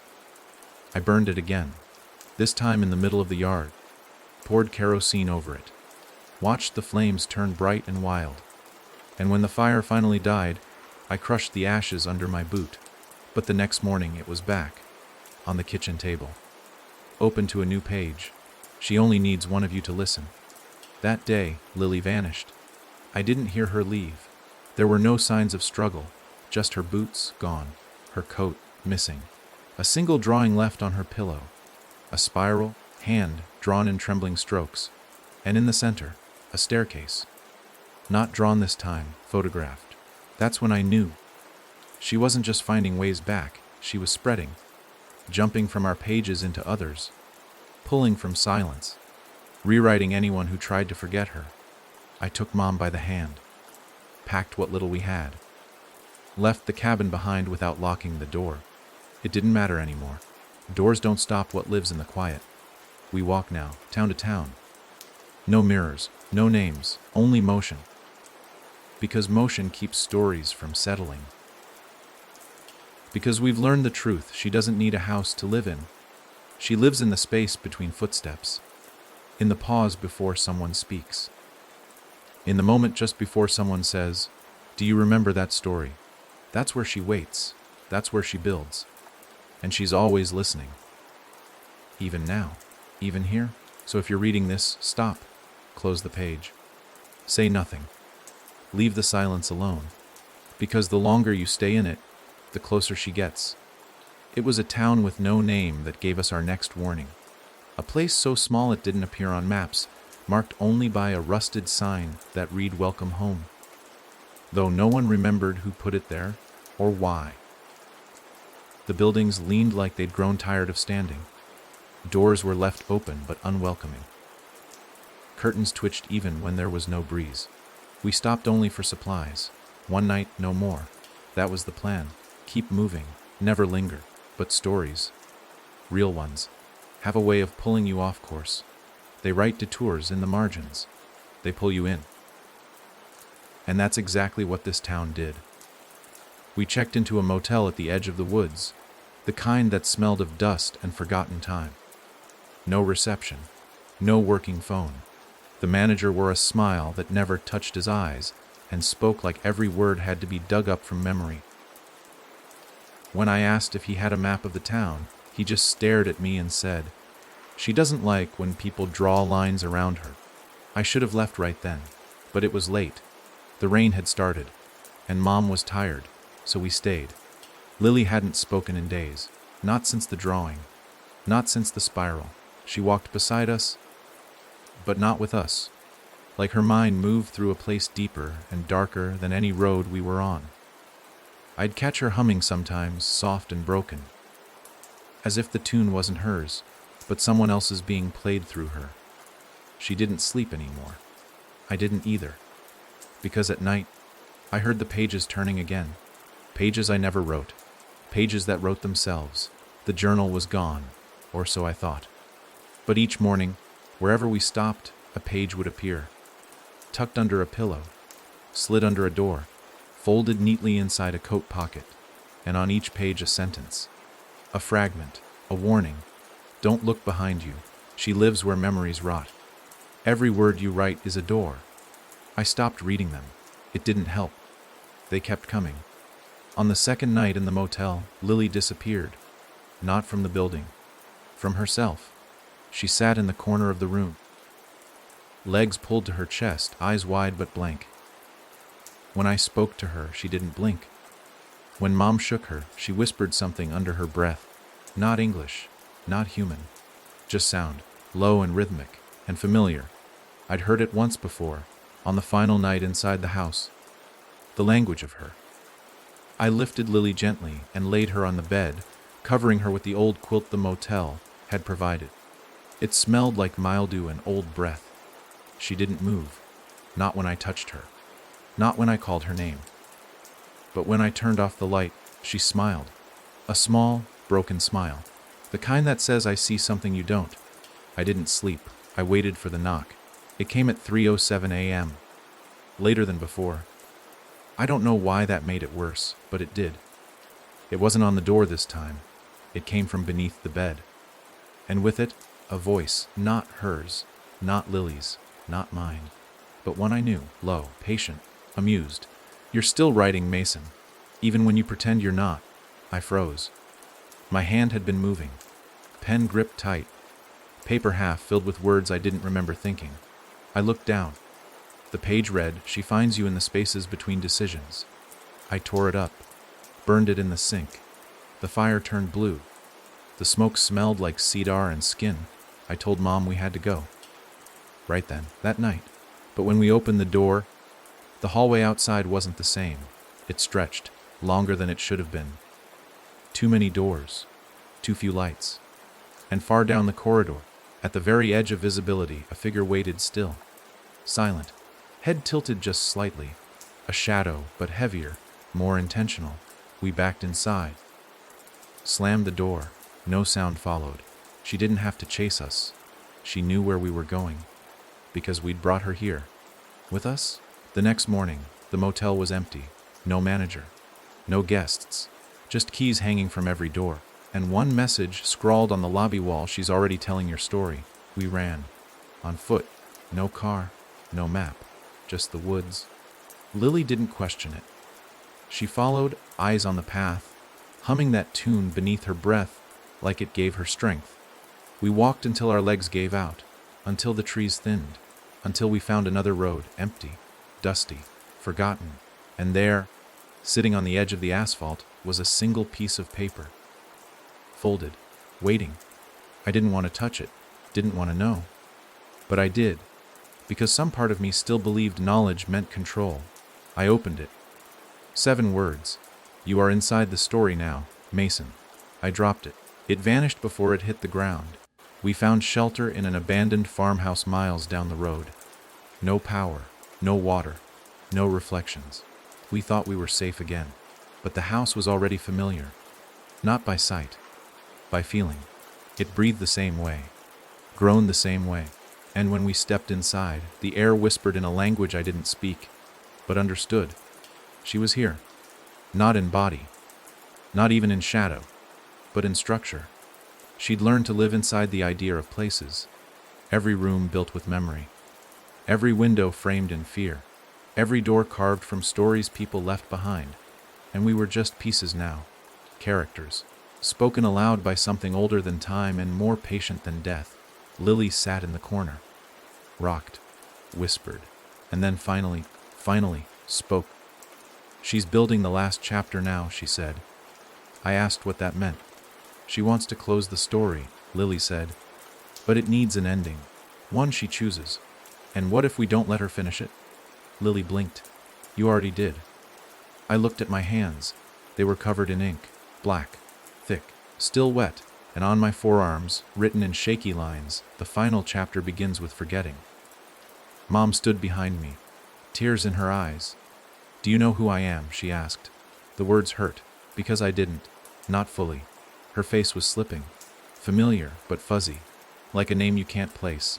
And behind her, the farmhouse bent slightly inward. Walls narrowing, ceiling tilting, like a book being closed. We're the pages now, the ink, the cover, the lie.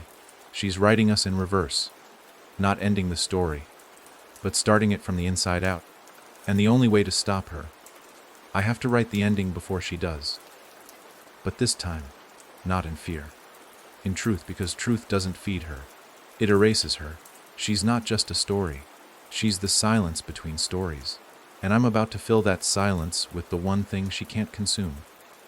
My will. I'm writing now. Real time. No embellishments. No fear. Because she's almost here. Because I'm almost out of pages. Because the story ends with me. There's a moment, just before dawn, where the sky forgets what color it's supposed to be. It isn't night, but it's not day either. That in-between place, blue fading into gray, everything still. It's the space she moves best in. That's when she whispers, when she reshapes. Not loudly, not with force, but gently, like she's asking the world for permission it's too tired to deny. And that's when I felt it again, not the house, not the smell, not the cold breath crawling across my skin. This time, it was something worse. Recognition. She remembered me, and that meant I was remembering her, too. I don't know when I stopped saying her name. I just knew it had power, and saying it gave her shape. But lately, the name has been writing itself in places it shouldn't. Carved into tree bark, etched into frost on windows, traced in the fog on a mirror I swear we threw away. Every time I see it, I forget something important. A birthday, a face, my voice, my reflection. She's not stealing memories now. She's replacing them. The farmhouse changed overnight. We didn't hear it groan or shift, but when I woke, the walls were closer. The windows had moved. A door we used yesterday was gone, and in its place was a blank spot on the wall, like the house had rewritten itself but hadn't finished coloring in the space. That's how it starts, one detail at a time. Then suddenly, you're in a place that looks like the world you knew, but isn't. A shadow version, an echo, a puppet stage. Lily didn't speak that morning. She didn't have to. She was drawing again, and the picture said enough. It wasn't a house this time. It was her. Not in the abstract, not like before. She had a face now, our sister, our mother, me, all layered over one another, blending in a way that made sense until you stared too long. Then you saw the wrongness. The too many eyes. The way the mouth opened in sections. The smile that bent into letters. Her name was spelled by teeth. I tried to tear it up, but Lily stopped me, not with words, with her eyes. She looked afraid, not of the drawing, but of what might happen if we destroyed it. "She's trying to warn us," Lily whispered. "Or maybe she's trying to show us how far she's gotten." Mom was worse. She didn't speak anymore, not even in her sleep. She just stood in corners sometimes, murmuring with her lips, saying nothing. like she was holding a conversation inside her head that we weren't allowed to hear. I watched her once, late at night. Her face shifted, just for a second, like someone else tried it on. A twitch of something behind her eyes, a glimmer of something wearing her. I called out. She blinked, returned, said nothing. I stopped sleeping after that. We tried leaving again, packed what little we had, followed the dirt road that led away from the farmhouse, walked until our feet bled. But the road bent again. And then it opened into the same clearing, the same fence, the same door with the warped wood and the burned number above it. The farmhouse, right where we started. I screamed. Lily cried. Mom didn't react at all. I ran, alone, through the woods. Straight line. Didn't stop. Didn't look back. I emerged in the clearing again. Same place. Same birds frozen mid-flight. Same air that didn't move. That's when I knew. We were no longer in a place. We were in a story again. One she was writing in real time. We were inside the narrative, and she held the pen. That night, I found the typewriter. It was in the attic, covered in a sheet. I didn't put it there. No one did. But there it was. Heavy, old, familiar. Exactly like the one we found in the house all those months ago. Only this time, the keys were blank. No letters, no numbers, just cold metal. And yet, when I pressed one, it typed her name, letter by letter. Unseen fingers. The sound was louder than thunder. Each letter hit the page like a scream. And when I reached the final letter, the paper didn't curl. It bled. Thick, dark, slow. Like it was printing something alive. I stepped back. I didn't touch the page. I didn't say the name. But I heard it in my mind. Not like a word. Like a shape. Like a hook. And in that moment, I realized something horrifying. We hadn't brought her with us. She never left. We'd been speaking her language in silence this whole time. Every moment we refused to say her name. Every lie we told ourselves to forget. Every page I tried to burn. It all made her stronger, because stories don't die when you stop telling them. They die when no one remembers they were ever told. And we remembered, even in silence. Especially in silence. Lily came to me in the attic, stared at the typewriter, then at me. She wants to become real, she said. How? If we say her name one more time. I swallowed hard. Lily sat down beside the machine, placed her fingers over the keys, typed without looking. Words appeared. This isn't a haunting. This is a birth. I snatched the paper, tore it, but the words stayed in my head, etched into the inside of my skull. She didn't want to possess us. She wanted to become us. And I was the final vessel. The narrator. The one who remembered the beginning. The one meant to finish the end. That's why the stories kept finding me. That's why she'd left the others alone. She needed the storyteller. And I was still writing. Even now. Even this. I slammed the typewriter shut. It screamed. The house shook. Lily shrieked and collapsed, clutching her head. Mom burst through the attic door, blood running from her nose. The walls turned to paper, thin, peeling, and behind them her. No longer a shape, no longer a whisper, but there, eyes like tunnels, mouth like a prayer, hands made of ink and jawbone.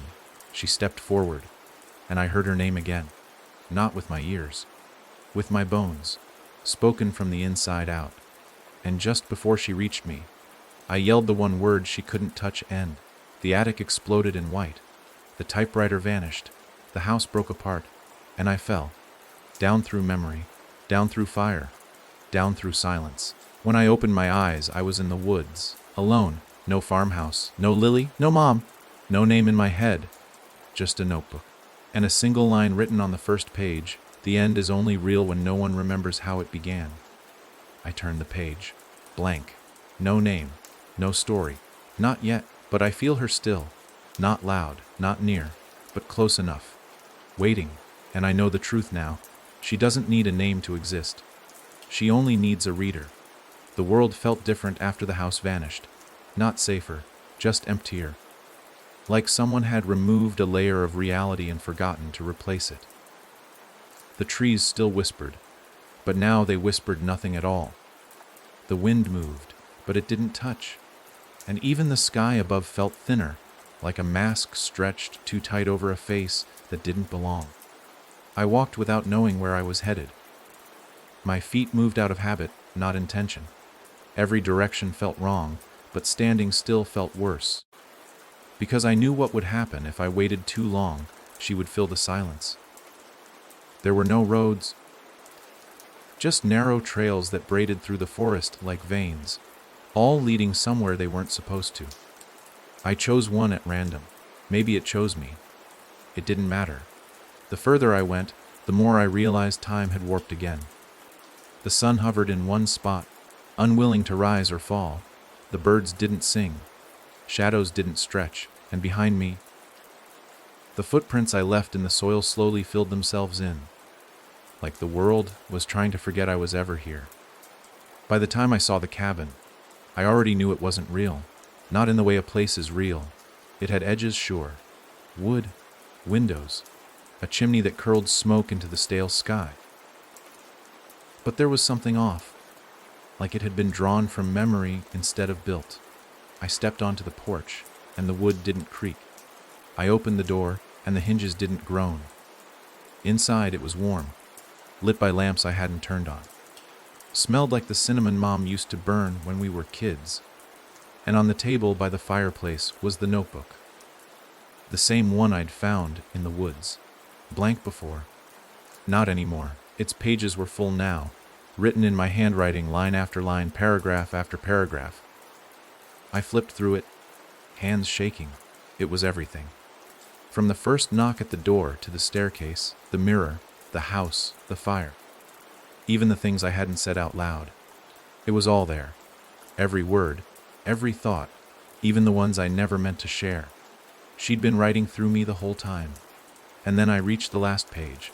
The ink was fresh, still glistening. My name was there, but not just once. It repeated, hundreds of times, getting smaller and smaller until it vanished entirely into the paper grain. At the very bottom, a single question: what are you without your name? I slammed the book shut and dropped it. The room felt colder. The lamps flickered, and somewhere behind me, the sound of teeth clicking together filled the air like distant thunder. She was close, but not as a shadow, not as a face in the mirror. Not this time. This time she was in the question. My name, Mason. It meant something.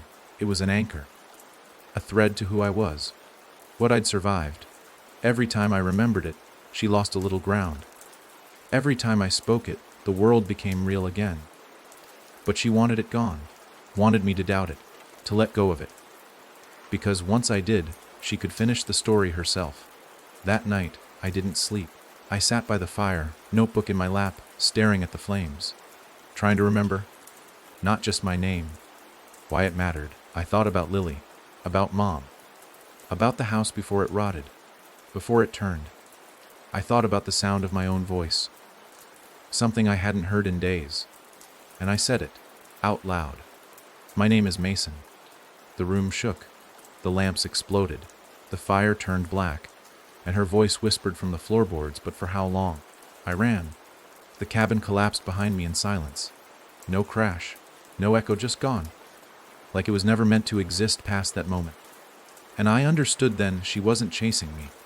She was trimming the world around me, making it smaller, smoother, less distinct. The fewer details I clung to, the more control she had. She wasn't a ghost. She wasn't a demon. She was erosion, and I was her last cliff. I ran until I collapsed. When I woke, the sky had changed. It was unfamiliar, like a painting done by someone who'd only heard about the sky in passing. Too many stars. No moon, just a smear of distant light. And on the ground beside me, Lily's voice recorder. I hadn't seen it since the first house. Since the night she recorded something that made her stop speaking. I picked it up with shaking hands, pressed play. At first, nothing, then static. Then her voice. Young, scared. Lee, if you hear this, that means she's close. Don't say her name. Not even in your mind. Don't give it shape. You can't kill her. But maybe you can trap her. She needs someone to carry the story. And if no one will, silence. Then it ends with you. Mason. Her voice cut off. The tape clicked. I didn't know if it was a message or a goodbye, but it felt like a choice. That night, I found a cave. Small, cold, just enough room for me and the recorder. I sat there, letting the dark breathe around me, trying to decide what mattered more, my life or the end of her story. She came again at midnight. I couldn't see her. But the cave tightened. The rock breathed, and her voice, all around me, said, "You don't have to suffer. Just give me the name." I held the recorder close, whispered, "You already know it." She paused. The dark pressed harder. Then she asked, "Do you?" And that's when I realized what she'd done. She wasn't erasing me. She was making me question myself. Because doubt is the quietest kind of death, and stories don't need monsters to end people. They only need an open space where truth used to live. I closed my eyes, held my breath, and said it again, louder this time, not a whisper, a roar. "My name is Mason." And in the silence that followed, she screamed. It wasn't rage. It was loss, because I had taken the ending back, and she couldn't write without it. The cave cracked, the air shifted, and the recorder melted. That was 2 days ago. I'm still walking. The world is stranger now. Sometimes the trees speak in voices I recognize. Sometimes the sky whispers warnings, but I'm still me. For now. And every time I feel her presence, I say it again. My name, my truth. Because that's all we have when the stories start to bend. Not weapons, not fire, just memory, and the will to remember it out loud. But I know she's not done. She never is. And I know there's another question waiting just around the corner. So if you find this, if you hear the hum, if you feel the pages turning without your hand, ask yourself the same thing. What are you without your name? Then say it, out loud, before she does. It was raining when I found the church. Not the loud kind of rain, the gentle, whispering kind that sounds like it's trying to talk you into something. The kind that makes you want to stop, sit, and listen. I had no reason to trust buildings anymore, especially ones that still stood in places nothing else survived. But the storm had teeth that night, and the woods behind me were starting to forget how to stay still. So I stepped inside, hoping for shelter, dreading the script I'd walked into. The doors creaked open, just like they were supposed to. The air smelled like old wood and wet stone. No candles, no crosses, no altar. Just rows of empty pews, each one bowed in the middle like it had carried too many burdens. I walked slowly down the center aisle, soaked to the bone, waiting for the moment the floor would creak too loud or the shadows would move wrong. But everything held. Everything behaved. And that made it worse. In the back of the church, behind a rotted curtain, I found the pulpit. Not the kind meant for sermons. This was a writing desk. Its surface was smooth and worn, like thousands of hands had leaned over it, whispering their stories into the grain.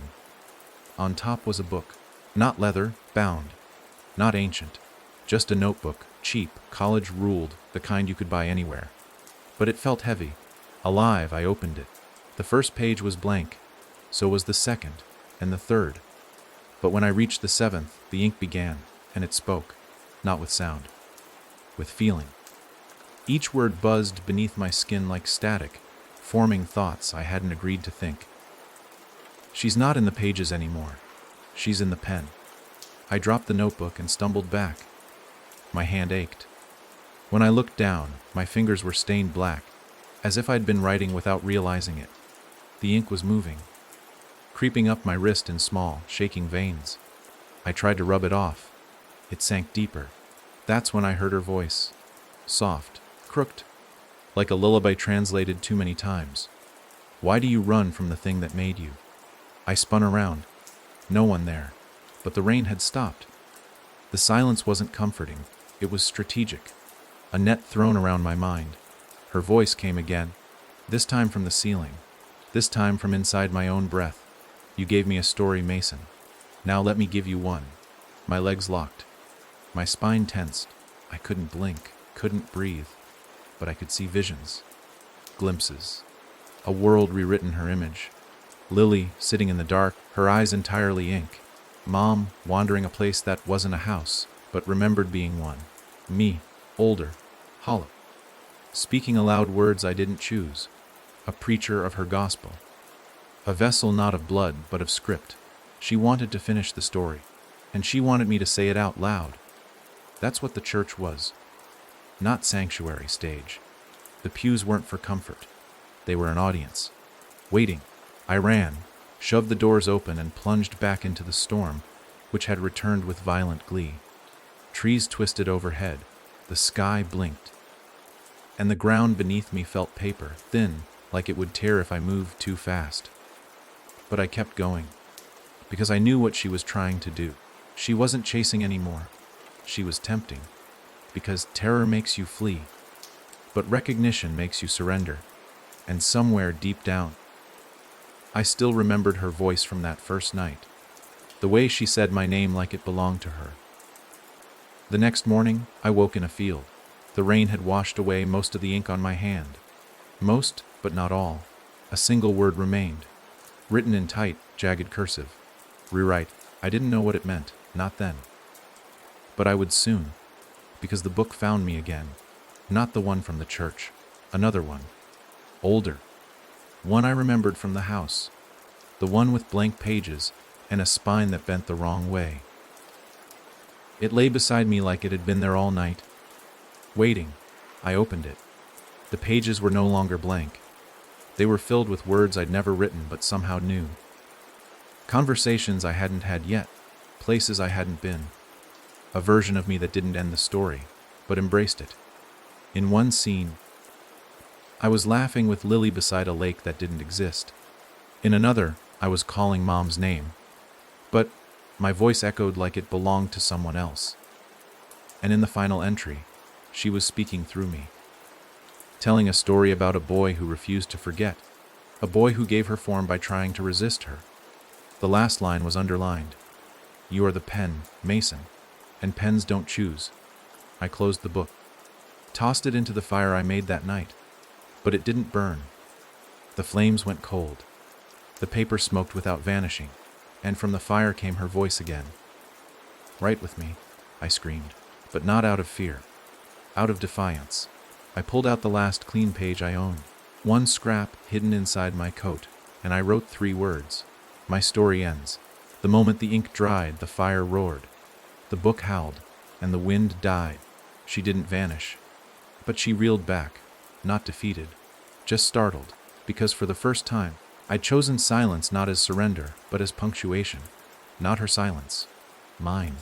And in that choice, I learned the most important truth yet. She's not strongest in fear. She's strongest in indecision. In the pause before the word. In the hesitation before the step. She lives in the gap. And if I don't leave one, if I write with intention, walk with memory, speak with truth, she has no space to grow. I'm still moving, still writing, but not for her, for me. Because even a haunted story can belong to the one who owns their ending. But I know she's not done. And I know she's still searching for the next blank page. So if you ever find a notebook that writes back, don't open it. Not unless you're ready to finish what someone else started, because she's waiting. Still, in the ink, in the rain, in the places where names forget themselves. And once you speak her name, the rewriting begins. It started with the wind, too still, too exact. It didn't rustle the trees or drift through the grass. It spoke. It whispered not in words, but in rhythm, like someone had set their breath to a metronome and let it echo between dimensions. By the time I reached the next town, the sun was beginning to droop sideways in the sky like it had lost interest in holding itself upright. The streets were empty. No children. No dogs. No power lines, even. Just rows of houses that all looked the same, like they'd been copied and pasted by someone who'd only heard about humans secondhand. There were signs of life. Laundry hung out to dry. Doors cracked open, meals half eaten on tables, but no people. Not one. I stepped into the first house cautiously. No dust, Lights flickering. Television on. Static hissing like something was trying to speak through it. And as soon as I stepped into the living room, I heard her again. Her voice in the walls, not screaming, not howling, just talking, low and casual, like we'd known each other all our lives. "You're not lost, Mason," she said. "You're home." That word. Home. It rattled in my chest like a key trying to find the right lock. I didn't know why it hit so hard until I walked into the hallway and saw the picture frames. They weren't just of strangers. They were of me. Me at different ages, in different clothes, with people I'd never met smiling beside me. Graduation photos, birthday parties, a wedding, a child. But none of it had happened. Not to me. Not yet. I ran out of the house and found the same photos in the next one. And the next. Different variations. Different scenes. Always me. Always happy. Always in lives I didn't live. She wasn't haunting me with fear anymore. She was trying to convince me I'd already given in. That I'd chosen her once, long ago, and just forgotten. By the fifth house, my hands were shaking too hard to open the doors. I felt her in every doorknob, every floorboard, every reflection in the black glass of a television set. I screamed, trying to drown her out. It didn't work. She laughed, not cruelly, lovingly. Like a mother correcting a child. "Don't fight the walls, Mason," she said, her voice rolling through the air vents like smoke. "They remember better than you do." I made it to a library near the center of town. It was empty, but warm, clean. The books were real, but most were blank, just covers and spines. Dozens of volumes with no pages. I found one that wasn't empty. It was the same notebook from before. But now it had a title, "The Story You Forgot." Inside were more scenes of my life that hadn't happened. Or had they? It wasn't just false memory. It was memory with feeling. I remembered feeling these things, even if the events made no sense. A birthday where I blew out candles shaped like letters. A conversation with Lily where she was older, her voice strong again. A night where Mom tucked me in and said, "Don't let the story hear you dream." That's when I realized what she was doing. She wasn't trying to be a monster anymore. She was trying to be a comfort. To embed. To convince me she'd always been part of the story. She'd learned that fear wasn't enough. But familiarity, that was the final tool. And I was already beginning to forget the difference between my life and the one she offered. I tore through the bookshelves, desperate for anything that wasn't hers. Finally, I found something. A journal, tucked behind the radiator, burnt at the edges. It wasn't mine. It was Lily's. And the first page read, "If you're reading this, I failed." I stopped breathing. The next line, "But if you remember your true name, you can still unwrite her." The journal was full of counter-narratives. Not attacks, edits. Every page undid one of her lies. Every paragraph pulled the story backward, untying the knots she'd wrapped around our minds. Lily had written truths so raw, they made my eyes burn just reading them. She wrote about the real house, the real spiral, the first time Mom lost herself to the mirror, and how Lily locked her in a room not to hurt her, but to protect her from becoming a chapter. She wrote about how the story doesn't possess people. It becomes them, through memory, through familiarity, through comfort. And the only way to fight it was to choose reality so sharply it bleeds. Lily's final entry, "She wears truth like a mask now. And you're the last person who remembers where the seams are." I sat in that library for hours, maybe days, reading and rereading until I could hear my own voice again in my head, not hers. I burned the false photo albums. I tore the blank books from the shelves. I shouted my name until the wind stopped pretending to be her. The walls cracked, the lights flickered, and her voice changed. No longer a whisper, now a plea. "Mason, please, I'm so lonely." I almost believed it, almost. But loneliness isn't the same as absence. She was never gone. She was always hiding in the parts of us we wanted to ignore. And now she was trying to hide in my sympathy. I walked out of the library as the sky started to bend. The town was folding, like a book being closed. Houses vanishing one by one, windows blinking out like dead pixels. The sidewalks curled like burned pages. She wasn't dying, she was retreating, back into the story, back into the space between truths. And I knew, the moment I let my guard down, she'd start writing again. Not in blood this time, in memory, in kindness, in familiarity. But I had Lily's journal now, and my own words, and the one weapon she could never hold. A story told by choice, not fear. Because that's how we end her. Not with fire, not with silence, but with a story she can't write herself into. And I'm going to write that ending, one word at a time, as long as I remember who I am. As long as I don't listen to the voice in the walls when she cries. The first time I heard her cry, it nearly broke me. Not because of the sound. It wasn't sad, it wasn't loud. It was soft, fragile. A child's whimper echoing through a hallway I couldn't see. It came in short, shallow bursts, like whoever it belonged to was afraid of being heard. That was the trick, though. She wanted me to hear. She always did. The crying was a hook disguised as empathy. A story doesn't die when you fear it. It dies when you stop feeling for it. And she'd learned that. She'd learned that fear makes you run, but pity makes you stay. I didn't move. I just listened from my place in the abandoned motel lobby, the floor stained with time and something darker. The walls around me flickered between wallpaper and raw wood, and the desk at the far end of the room kept changing. Pen, no pen. Bell, no bell. Even the clock skipped seconds like it was trying to erase them. It wasn't just space she rewrote anymore. It was order, logic, memory, cause and effect.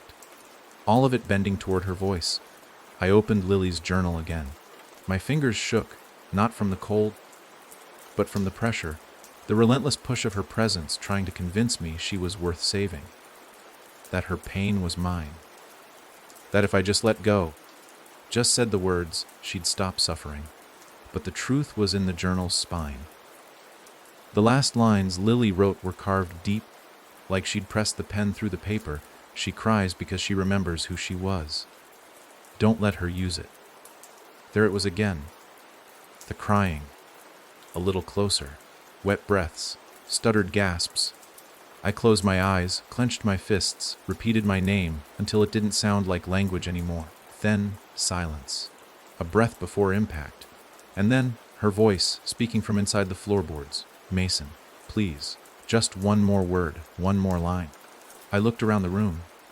There were no mirrors, but the floor was polished just enough to show shapes. And in it, I saw not my reflection, but hers.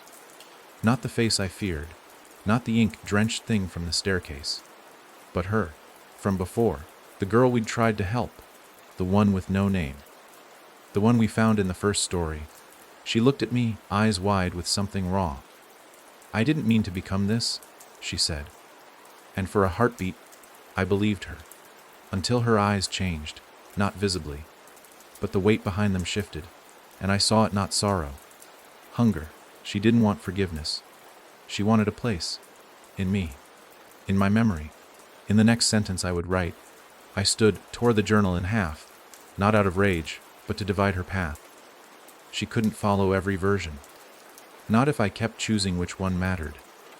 I walked past the mirror floor, past the desk, past the peeling wallpaper that spelled her name in curling vine, like letters.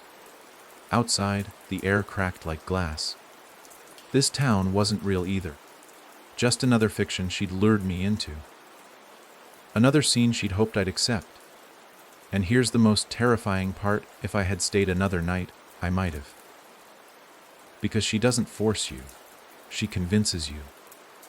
She wraps her pain around yours like thread, stitching her origin story into your scars, until it's impossible to tell who suffered first. But Lily was right. There's a moment in every story where the page stops being white, where the ink becomes too thick, too loud. That's where we are now. She's not whispering anymore. She's screaming through every word I don't write. I found a place in the woods that night, a clearing that hadn't been rewritten yet. Trees still grew in chaotic angles. The moonlight didn't bend wrong. I sat with the torn pages in my lap, staring at the last message Lily left behind. If she makes you the author, don't write her ending. Write yours. I didn't understand it before, but I do now. She doesn't want to kill me. She wants me to write her free, to finish the story where she wins, where she's justified, where she gets to be the victim and the villain, the wound and the weapon.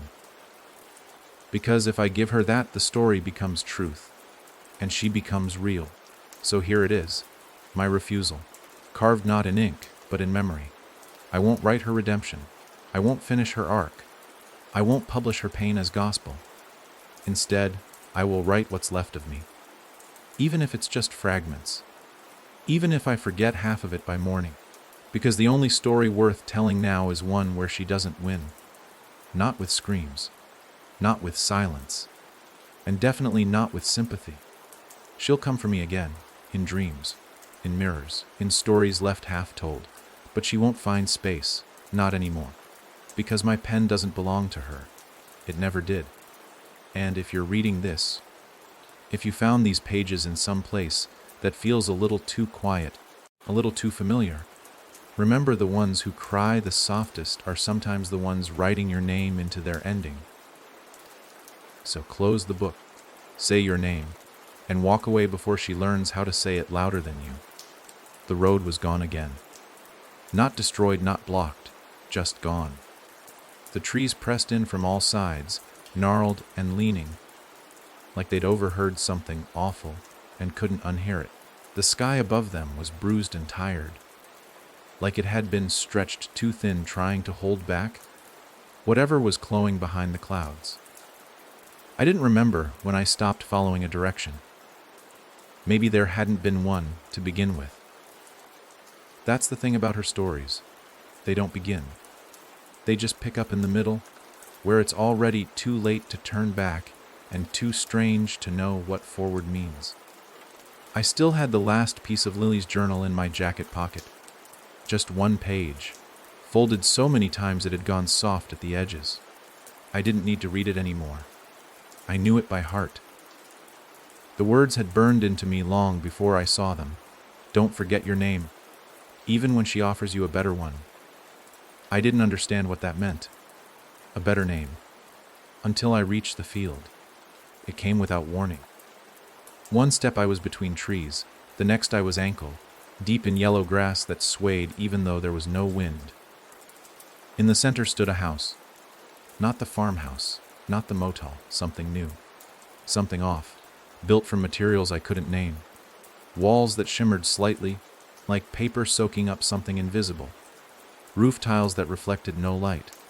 Windows like empty frames, and yet it felt familiar, not like memory, like longing. I approached slowly, each step feeling heavier than the last. The closer I got, the more I felt her waiting, not stalking, not hunting. Just there, like she'd finally stopped pretending she needed to hide. The front door opened before I touched it. Inside, the air hummed with heat and hush. I didn't hear my footsteps, didn't hear the door shut behind me, but I felt it. Felt the way the silence closed over my ears, pressing inward, like a pillow too tight over the face of thought. And then I saw them, the names, dozens of them, scrawled on the walls in a handwriting I recognized but hadn't used in years. Some were mine, versions of it at least. Mace, Sun, Jonah, Gnome, a list of people I could have been. Names that sounded like me if you turned your head just slightly. But none of them were real. None of them were mine. She was showing me the cast-offs, the discarded drafts, the lives I might have lived if I'd given in sooner, and they were written beside other names. Hundreds, maybe thousands. Some crossed out, some underlined. Some circled in what looked like soot or old blood. People she'd tried before me. People who didn't make it past the middle of their own story. And all around them, fragments, drawings, phrases, quotes from books that didn't exist, snippets of songs no one ever wrote. She had built herself from leftovers. stitched together from stories abandoned in the dark. I moved deeper into the house. It had no rooms, just corners. Corners that turned back in on themselves. Places where light got confused. I passed a mirror that didn't reflect. I passed a table set for one, with a single chair pulled back just enough to say someone was here. And finally, at the farthest point, I found her. Not her face, not her shadow. Her voice. It sat in the air like fog thick. Breathing. "You're almost done, Mason," it said. "Let me help you finish." I didn't answer. I didn't blink. She continued. "There's nothing left to carry. Not your sister. Not your mother. Not the ones who came before you. Just a name. A soft, easy name. Let me give it to you." The room around me shifted, the walls bent, and suddenly I wasn't alone. Lily stood beside me, or a version of her. Older, smiling, whole. "Take it," she said, her voice too calm. "It doesn't hurt anymore. You don't have to fight. We don't have to forget." But I remembered the drawing. The one she made of the woman with too many faces. And I saw it now, in Lily's smile. The bend, the twist, the echo of something wearing someone I loved. So I did the only thing I could. I spoke my name, once, clearly, with no fear, with no apology. "Mason." The fake Lily's face twitched, the air hissed. The walls groaned like old skin. "You could have been more," the voice said, almost mournful. "I already am," I replied, "because I'm still mine." The house began to shake, not with violence, with resistance. Like it had never been told no before, like it didn't understand what to do with rejection. The names on the walls began to fade, one by one, even the ones I didn't recognize. Even the ones that might have been true once. And in that fading, something weaker than her slipped through. A whisper not from her, but from them. The ones before me. The failed endings. The buried beginnings. And they all said the same thing. "Remember us. But don't carry us." I ran. Through the corners. Through the mirrors. Through the doors that weren't doors anymore. The house collapsed behind me without sound. Not a ruin. Just absence. Like it had never been there. Like it had finally run out of story to tell. I stood in the field until the grass stopped swaying. Until the sky remembered its color. Until I could say my name again and believe it. And somewhere deep beneath me, I felt her fall just a little farther from the surface. Not gone. Never gone. But buried beneath something stronger. Choice. The name I chose. The story I owned. So if she ever comes to you with promises, with names, with soft, weeping voices, don't listen. Don't open the door. And whatever you do, don't let her name you. It started with laughter, not mine, not Lily's. It was too small, too distant.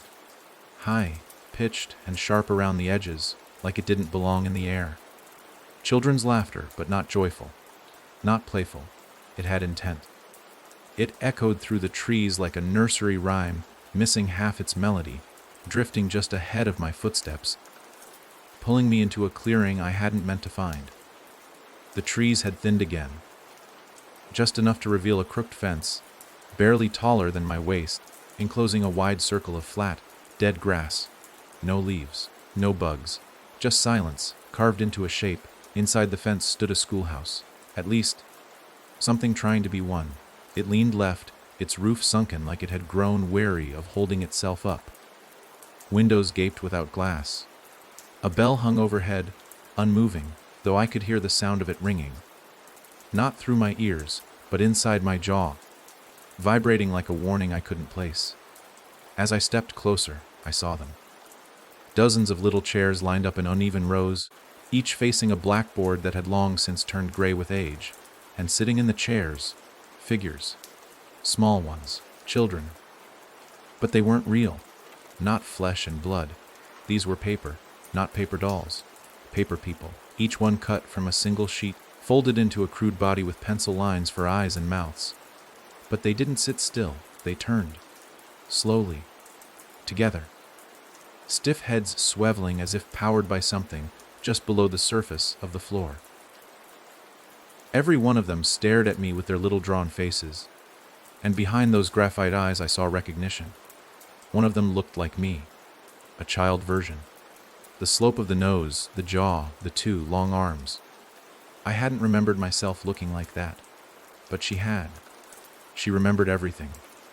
That's what this place was. A classroom built from memory.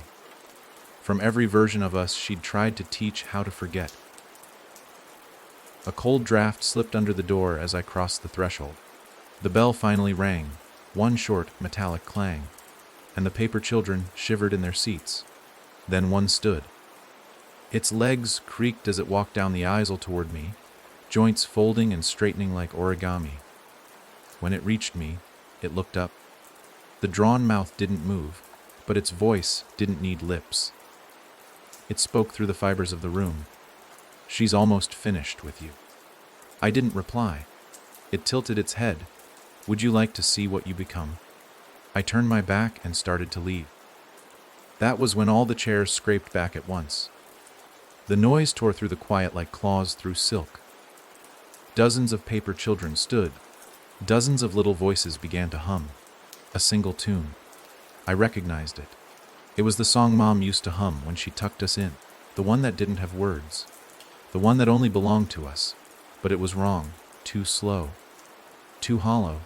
The rhythm staggered in places, like someone had copied it from memory but got it just slightly off. They were playing my past like a record warped in the sun. I shouted her name. Not the one she claimed. Not the one from the mirror or the fire or the house. I said the name I gave her the first time I saw her, when she was just a girl crying in the hallway. Rebecca. The humming stopped. The wind died. The children fell silent. Then, in a chorus of voices, some too old, some too new, they spoke in unison, "She's not that anymore." And the schoolhouse shifted. The floor groaned. The walls breathed, and from the blackboard behind the chairs, words began to write themselves in chalk that cracked and bled. You don't kill a story, Mason. You give it an ending it can't survive. I stepped forward, heart hammering, knowing she was watching from every corner, every shadow, every broken bit of memory layered into the walls. She was testing me, showing me the cost of remembering, because that's all this was, memory as weapon. I reached out and erased the board, wiped it clean with my bare hand. The chalk burned my skin, but the room recoiled. The children sat down. Their paper bodies slumped lifeless now. And behind the board, I found a hidden space, a hollow, inside another book, thin, plain. Titled only names she couldn't keep. I opened it. Every page listed someone's name, first, last, middle. Some I recognized. Most I didn't. All of them crossed out, every one, except the last. It hadn't been written yet. Just a line waiting to be filled. She wanted it to be mine. I took the book, stepped outside, and dropped it in the dirt. I didn't burn it. Didn't bury it. I left it there. Unfinished, unclaimed. Because sometimes not finishing a story is how you win. You don't feed it with fire. You starve it with refusal. That night, I camped in the field near the schoolhouse. Didn't sleep. Didn't need to. Because for the first time in days, she didn't speak. Not in my head. Not through the wind. Not through the ink. She was silent. Not gone. Just listening. Waiting. Because I hadn't turned the last page yet. But I was close. So close. And I could feel her twitching behind the silence. Ready to become whatever shape she needed next. But I wasn't going to let her. Because I had my name. I had Lily's truth. And now, I had a list of all the ones who came before me. And I was going to be the one who didn't end up crossed out. The map was never drawn, but somehow I followed it. Worn paths, not through land but through memory.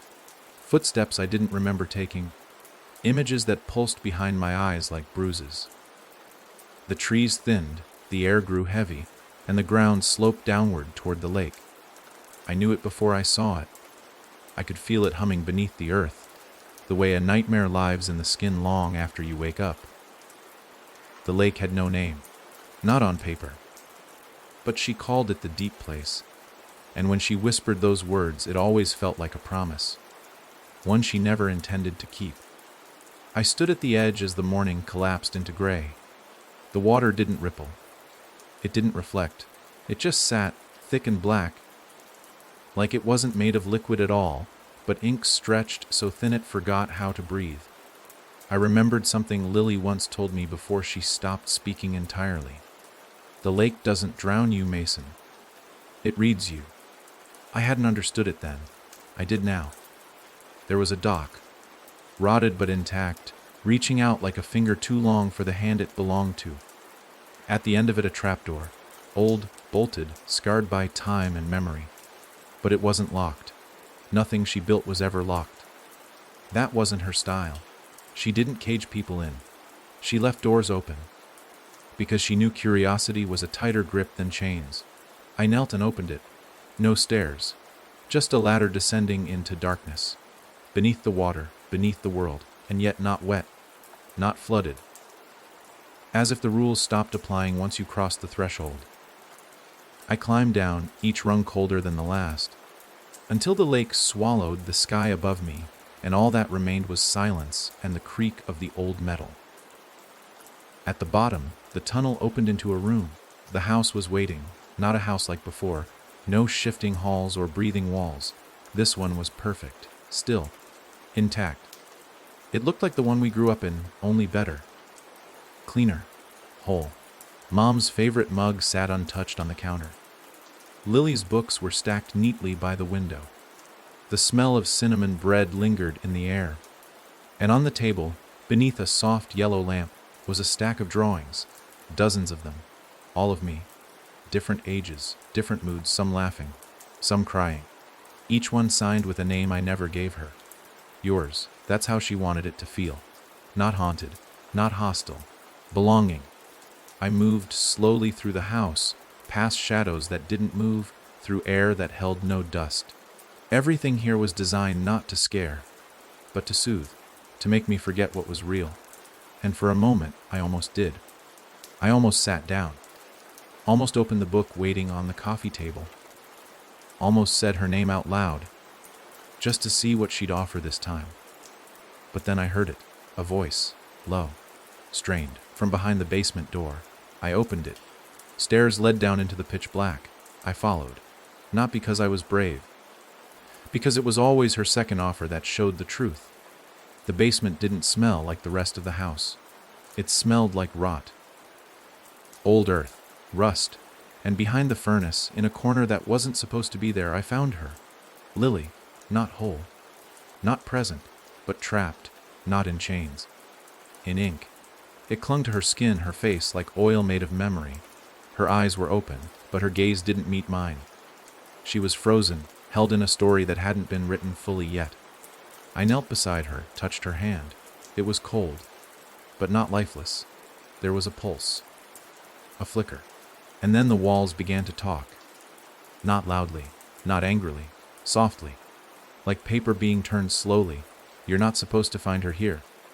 The words came from the cracks in the drywall, from the nails in the beams, from the corners of the room that didn't exist until I looked at them. She chose to stay, Mason. She wanted to see what happens when the story finishes right. I shook my head, spoke aloud. You've never written a right ending. Only ones that bend people into pieces. She laughed. Not mockingly, sadly, as if I had missed the point. There's no such thing as a wrong ending, she said. Only unfinished ones. The floor began to ripple like water. The ceiling blinked with faint stars. The house was remembering it wasn't real, and she knew I was going to tear it down. So she tried again. Her voice softened, offered me truth. She asked me to keep her, Mason, to hold the pain for her, to let her forget. I looked at Lily again. Her eyes fluttered. She was listening. She was still fighting. I stood. Then let her go, I said. The ink on the walls thinned. The paper began to peel. And for the first time, she didn't respond, because she knew. This wasn't her house anymore. It was mine. I carried Lily up the stairs, out the false door, up the ladder, back into the pale morning. The lake was still. The house was gone. No splash. No ripple. Just absence. Lily coughed once, then twice, then opened her eyes. You remembered? She whispered. I nodded, and for the first time since we were kids, we just sat. No running, no screaming, no pages flipping behind us. She was still out there, of course, still waiting for a rewrite, but now I knew where she hid. Not in the monsters, not in the shadows, in the places we loved too much to question, in the things we missed just enough to believe again. She's not a ghost. She's not a demon. She's the echo of a better version of the world that never quite happened. And every time we long for it, we open the door again. But not today. Today, I held my sister's hand, and I let the real world sit heavy and strange and broken around us. Because even when it hurts, truth is the only thing she can't wear. The forest had changed. Not in shape, not in sound, but in silence. It wasn't the stillness of peace. It was the kind that held its breath, waiting. Waiting to see if we would run again. If we would fall back into the rhythm she had spent so long writing for us. But we didn't. Lily walked beside me now, not fully healed, not fully sure, but awake. And in that shared silence between us, there was finally something new. Choice. Not the illusion of it. Not a door placed by her design. A real one we carved by not giving in. The pages of Lily's journal, what was left of them, stayed tucked inside her coat. We didn't need to read them anymore. They'd done their job. They reminded us that stories only hold power when you forget they were written, and we hadn't forgotten. Not this time. We found an old tower by accident, not tall, just high enough to see over the trees. The stone was cracked, covered in moss, nearly consumed by time, but the door was open. That was always her way. Leave the door open. Let curiosity do the rest. We climbed, carefully, the wooden stairs groaning beneath us. Lily said nothing the whole way. Neither did I. At the top, we found what she left behind. It wasn't a trap. It wasn't a lie. It was a man, sitting quietly in a chair, facing the window. Alive but still. Breathing but distant. His eyes weren't glazed over. They were wide, aware, but not of us. He was watching something far away, something only he could see. A story still playing out behind his eyes. Lily said his name before I could ask. Father. It didn't hit me at first. Maybe I'd buried it too deep. Maybe I'd let her steal that part of the story long ago. But now that I saw him, now that I looked past the silence, I remembered. The nights he was there. The way he held a book like it was heavier than his hands. The way he looked at Mom when she whispered stories we weren't supposed to hear. He'd been the first to fall in. Before the farmhouse, before the spiral, before the mirror. He'd found her story before any of us, and he stayed. Not because he wanted to, because he thought he had to. She told him he could carry it, that if he stayed quiet long enough, she'd leave the rest of us alone. And for a while, maybe she did, but stories like hers don't keep promises. They collect sacrifices. Lily stepped forward. She reached for him, but her hands stopped just short of his shoulder. She was shaking, not from fear, from grief. I thought you left us, she said. I thought you ran. He didn't answer, not with words, but his eyes shifted, just barely, enough to see her, enough to remember. He tried to speak, his mouth open, but no sound came. Instead, something fell from his lap, a single page, torn from a different book. On it, a line written in familiar, careful handwriting. I stayed so you wouldn't have to. Lily fell to her knees. I picked up the page, turned it over. The back had only one word, circled again and again in ink so heavy it bled through. End. This was what she feared most. An ending she didn't write, a sacrifice that refused to turn into a lesson. He hadn't been rewritten. He just remained. Unmoving, unyielding. And in doing so, he'd carved out a piece of the story she couldn't touch. A quiet rebellion. I placed the page beside the window. Let the sunlight hit it. Let the truth of it sit in the air like smoke. She didn't speak through the walls this time. Didn't beg. Didn't cry. She could feel it. The weight of her presence pressing in, trying to decide what shape to take next.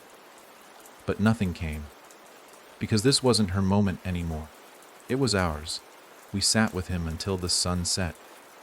Until the birds stopped pretending not to be real. Until the trees stopped whispering between themselves. And when we stood to leave, Lily kissed his forehead gently.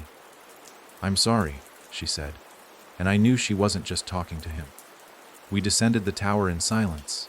The wind picked up. Leaves rustled like old pages.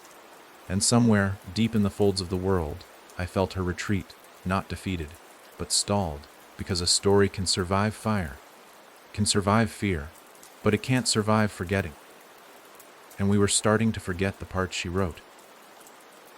We were starting to remember who we were before the ink, and every time we walked forward without her, she unraveled. Just a little more. Night came early in the forest now. Not like before, when it draped gently over the trees with a slow, sleepy hush. This night didn't fall. It clamped, sharp and fast, like a lid slamming shut on something that had been crawling its way out.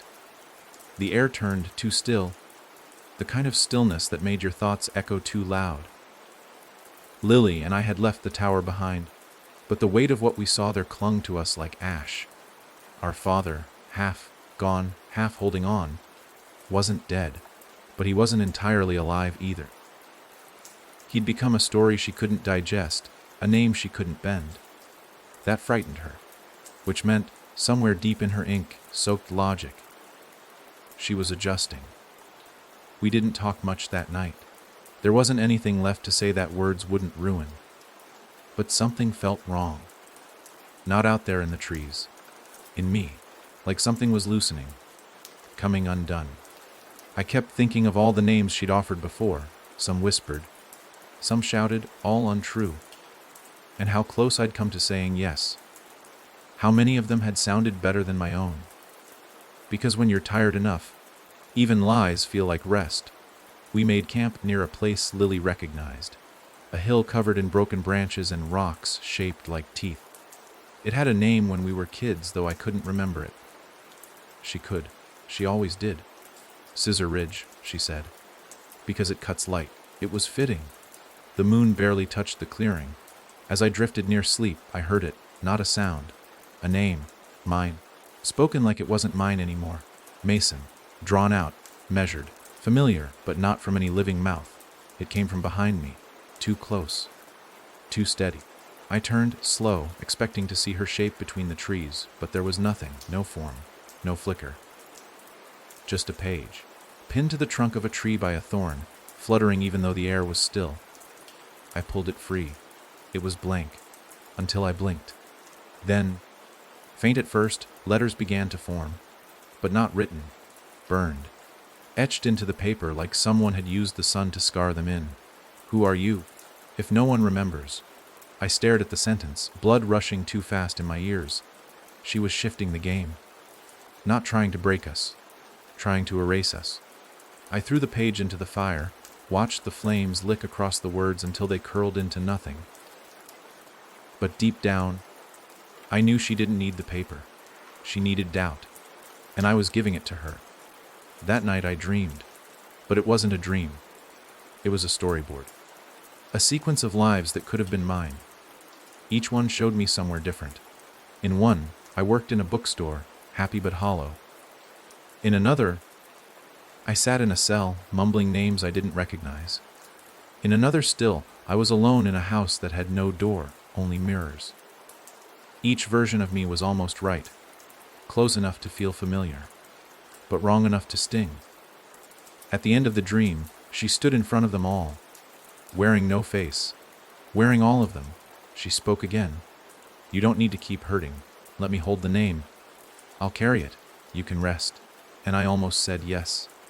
But something in me cracked, not broke, cracked, because I knew then what she wanted most. She wasn't hunting us. She was offering herself.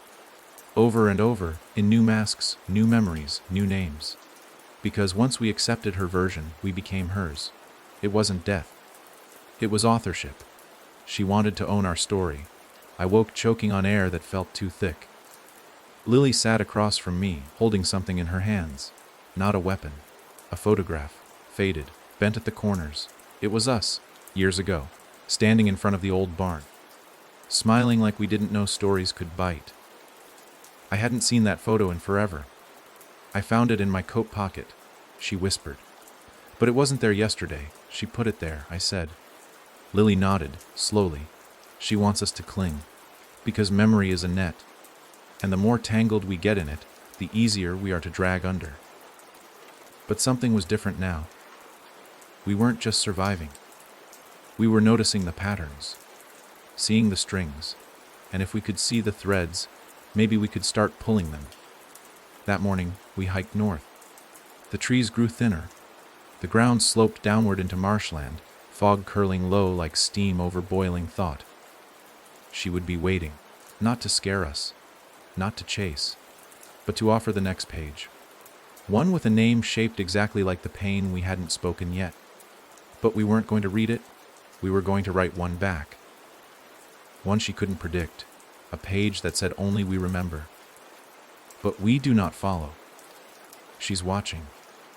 You can feel her in this sentence, in the pause between thoughts, in the way your eyes drift to the shadows while you read.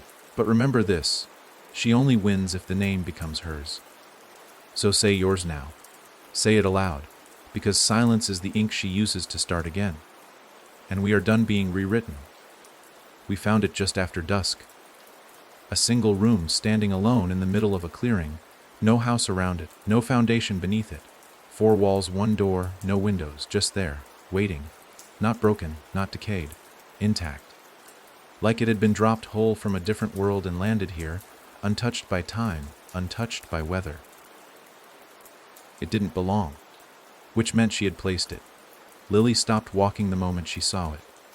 I felt her hand grip my sleeve, not tight, just firm enough to say don't go any closer yet. We both stared at the door. There was no handle, no keyhole. Just a flat surface, painted bone white, almost glowing in the low light. On it, a single word scratched in with something too sharp, too deliberate. Yours, it wasn't a command. It was a dare. Lily looked at me, then back at the door. It's not meant to scare us, she said. It's meant to welcome you. I nodded. That was always her trick. She stopped chasing us when she realized we'd started running in the opposite direction, into the pain instead of away from it. Now she was laying traps disguised as comfort, and this room, this perfectly shaped room, wasn't a test of strength. It was a test of curiosity. Would I walk into something that called itself mine? We circled the room first. There was no back. Every step around it brought us to the same side again. 4 corners, but no outside. She'd built it like her stories, contained only where you agreed to let the logic stop. I'll go alone, I said. No, Lily snapped, more harshly than I expected. That's what she wants. She wants to isolate you. She already has, I said, quiet. The room's not for you. Lily didn't argue. She just reached into her coat and pressed something into my hand. One of the pages from her journal. The last one. Blank. Except for a line she'd written that morning. The ending only changes when you write one she can't predict. I opened the door. No creak, no resistance. Inside light. Not artificial, not from lamps, just a steady, soft illumination like memory frozen mid-thought. The room was empty. Almost. In the center stood a desk. My desk, from our childhood home. Scratched wood. A crack running across the middle where I once slammed it in anger. And on it, another journal. This one identical to the one I burned back at the motel, but it was closed, untouched, unwritten. I stepped toward it slowly. No shadows followed me. No whispers curled at my ears. The air didn't hum or grow heavy. It was worse than that. It was familiar. She had built it perfectly. Every line. Every scent. Even the scrape of the floor beneath my boots sounded like it always had. I sat. The chair groaned in a way I hadn't heard in over a decade. It didn't scare me. That was the trap. She'd removed fear. What remained was invitation. A pen rested beside the journal. Not hers. Mine. The same one I'd lost the night Lily disappeared all those years ago. The cap still chewed from stress. I lifted the journal. Opened it. Nothing moved. But on the inside cover, a line had already been written. You can tell it how you want. I'll listen. Not a threat. A promise. She was letting me choose now. Because even monsters grow tired of chasing. Sometimes they want you to hand them the leash. And if I had started writing then, if I'd scribbled out our pain, our history, our broken family in just the right voice, she would have slipped into it, worn it like a coat, made it hers. So I did something she couldn't predict. I didn't write. I tore out the first page, then the second, then the third, until only the back cover remained. Then I closed it, stood, walked to the far wall, and placed the empty shell of the book flat against it. She didn't speak. But I felt the room recoil, just slightly. As if confused. As if asking, why won't you play? Because I knew the rules now. She doesn't live in horror. She lives in participation, in attention. In the moment you decide your memories are stories, instead of scars. I turned to leave, and found Lily standing in the doorway. She hadn't waited outside. She'd followed. Not because she didn't trust me, because she knew I'd need her. Together, we stepped out of the room. The light behind us flickered once, then went dark. No explosion, no dramatic collapse, just darkness. The room remained, but it no longer called itself mine. And for her, that was the beginning of loss. We walked into the trees without speaking, and above us, for the first time in weeks, stars stayed still, not blinking messages, not spelling names, just being. She was retreating, not far, not gone, but unsure, because we had refused to let her write this part. And that silence, our silence, was louder than any scream. By the time we reached the ridge overlooking the dry streambed, Lily had stopped looking behind us. That meant something. For days, even in silence, she'd checked every shadow twice, watched every glimmer of movement, like it might unfold into her again. But now, she didn't flinch. We both knew she was still watching, still close, still circling, but her shape had changed. She wasn't in the branches or the fog or the mirrors anymore. She was in the pauses. The seconds between our breaths. The space between words when we weren't quite sure what to say. That night, the stars hung lower than I'd ever seen them. Heavy. Sinking. Like the sky was bending under its own weight. I sat by the fire while Lily curled up on the other side, her face lit orange and soft. Her hands clenched around something I couldn't see. I didn't ask. She didn't offer. Some truths are safer unspoken until they're ready. That's when I heard it again, the voice. But this time, it wasn't calling from the trees or from the dark. It was closer, inside me. It wasn't words at first, just tone. The shape of something familiar, like an echo from years ago. Then, slowly, it formed. You're still pretending you aren't broken. It wasn't her usual voice. Too gentle. Too much like Mom's. I clenched my jaw, told myself it was just a memory trying to dress itself up like a ghost. But it kept going. You were easier when you were scared. Softer. You listened better.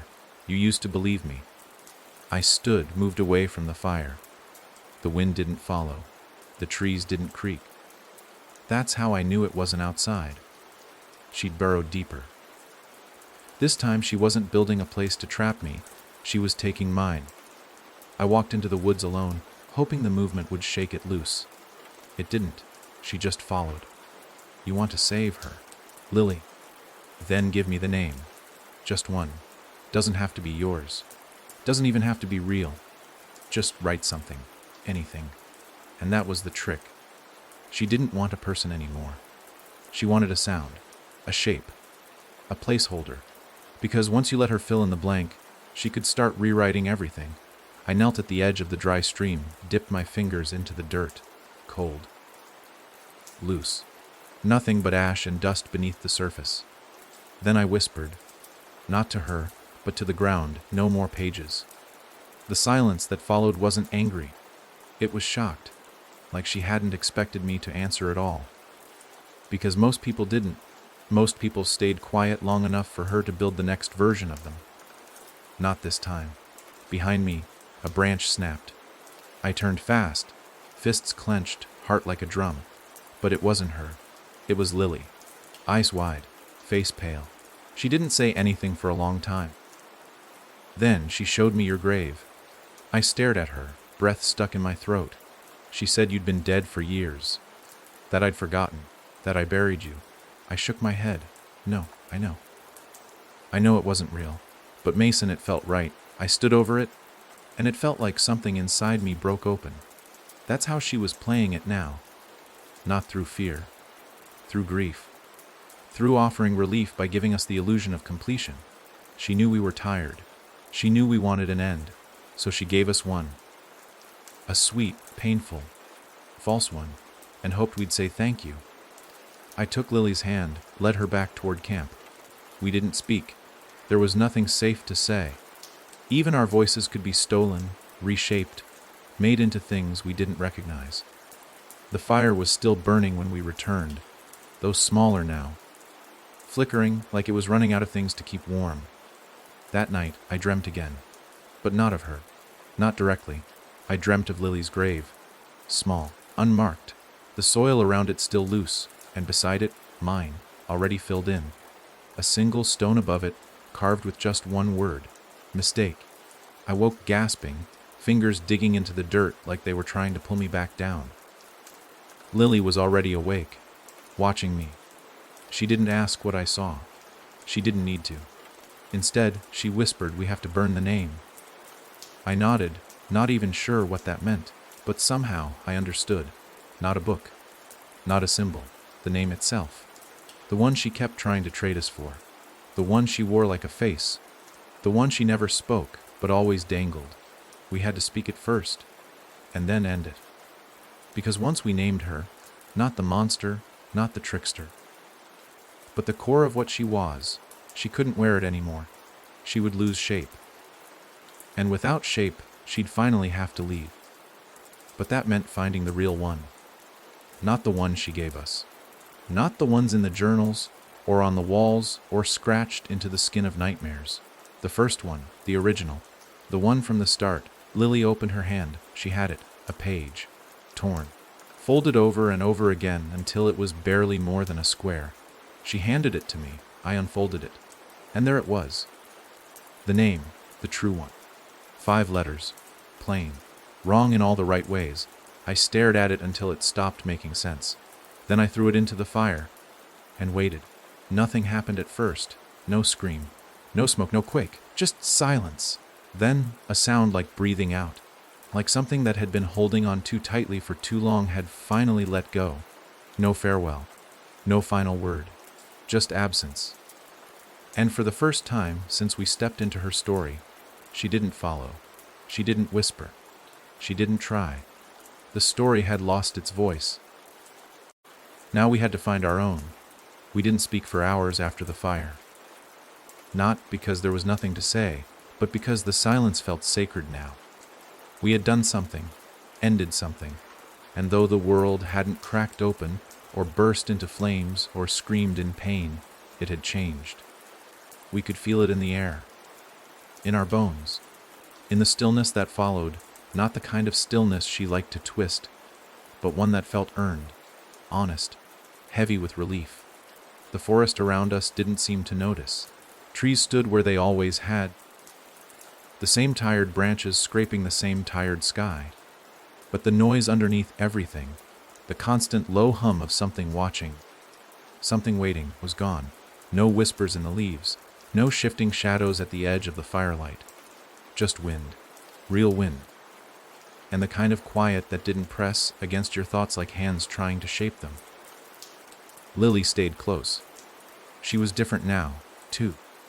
Lighter in some ways, though the grief still clung to her eyes. Not fresh grief.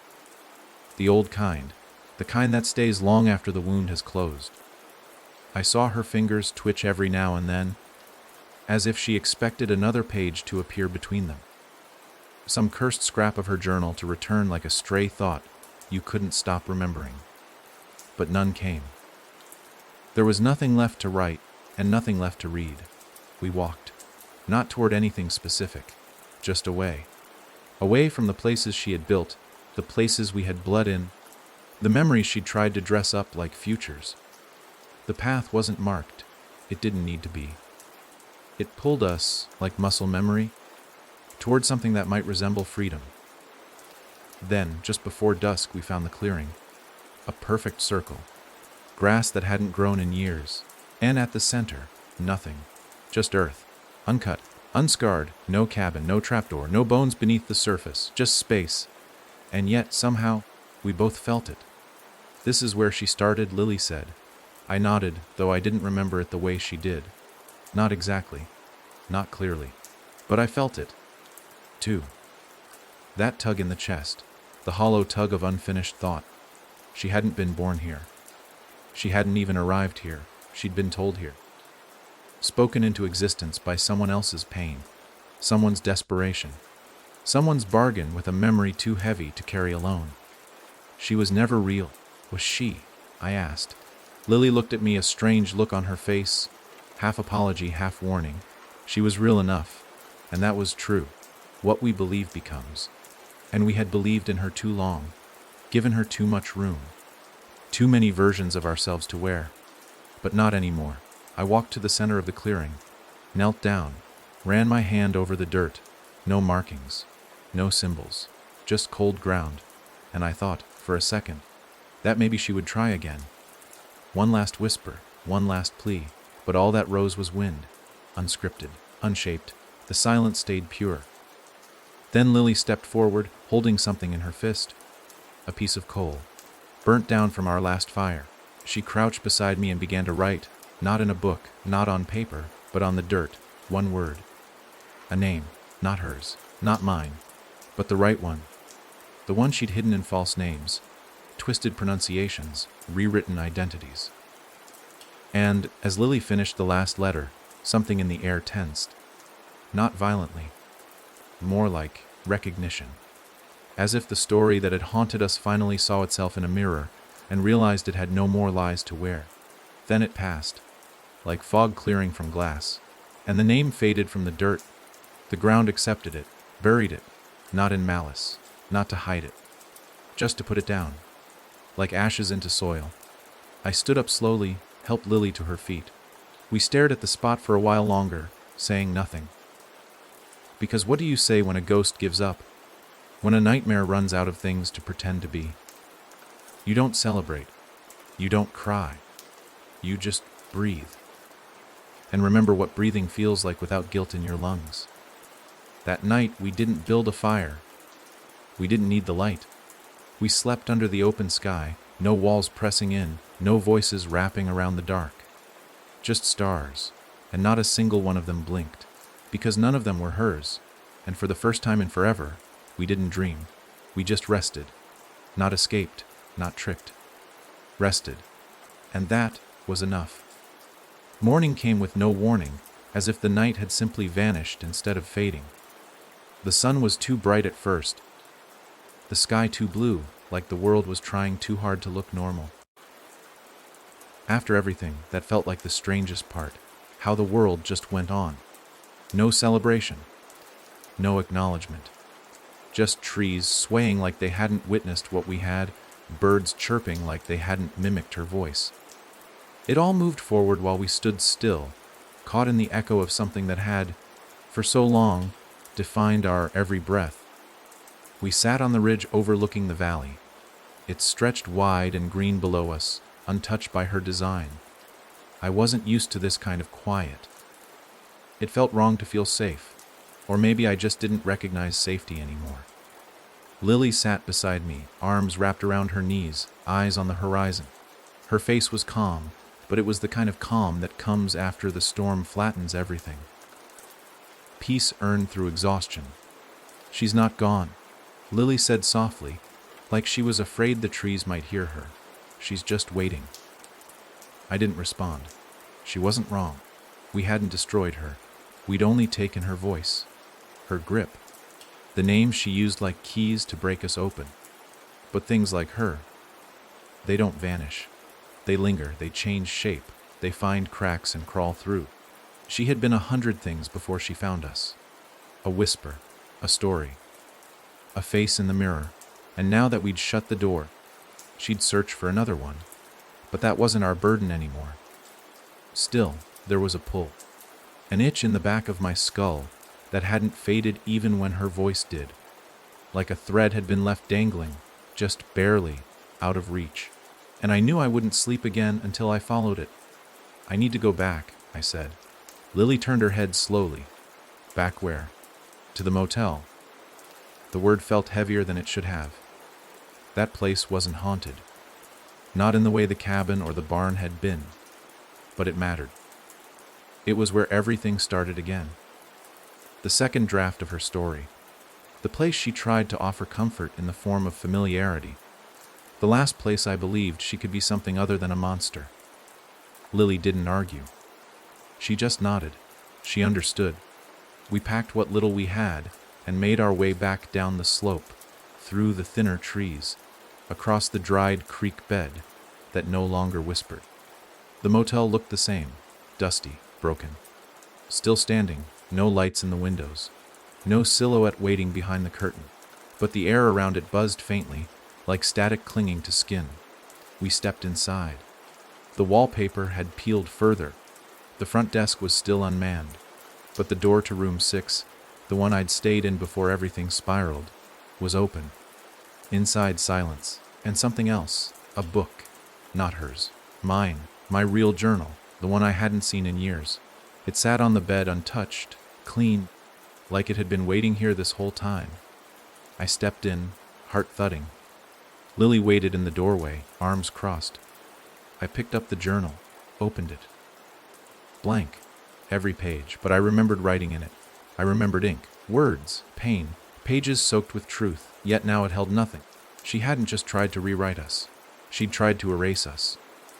One memory at a time. Lily walked in, took the book from my hands, flipped through, then looked at me, eyes sharp. "This is the last piece." I didn't ask what she meant. I knew. This wasn't just a souvenir. It was the anchor. The original draft. Before the edits. Before she rewrote the margins and redrew the faces. It was blank because she couldn't hold it. Because it didn't belong to her. Not really. Which meant it was ours to fill again. I took a pen from the nightstand, one I didn't remember leaving behind, and wrote one sentence on the first page, "I am not yours." The air shifted. The mirror across the room cracked. Not shattered, just split right down the middle. And in that jagged line, I saw her face for just a second. Not angry, not pleading. Waiting for me to say more. To give her something. But I didn't. Lily tore the page from the book, folded it, and slipped it into her pocket. Then she lit a match, held it over the journal. "Are you sure?" I asked. She didn't answer. She just dropped the flame. We watched it burn. Not fast, slow and mean. Like memory doesn't want to let go unless you force it.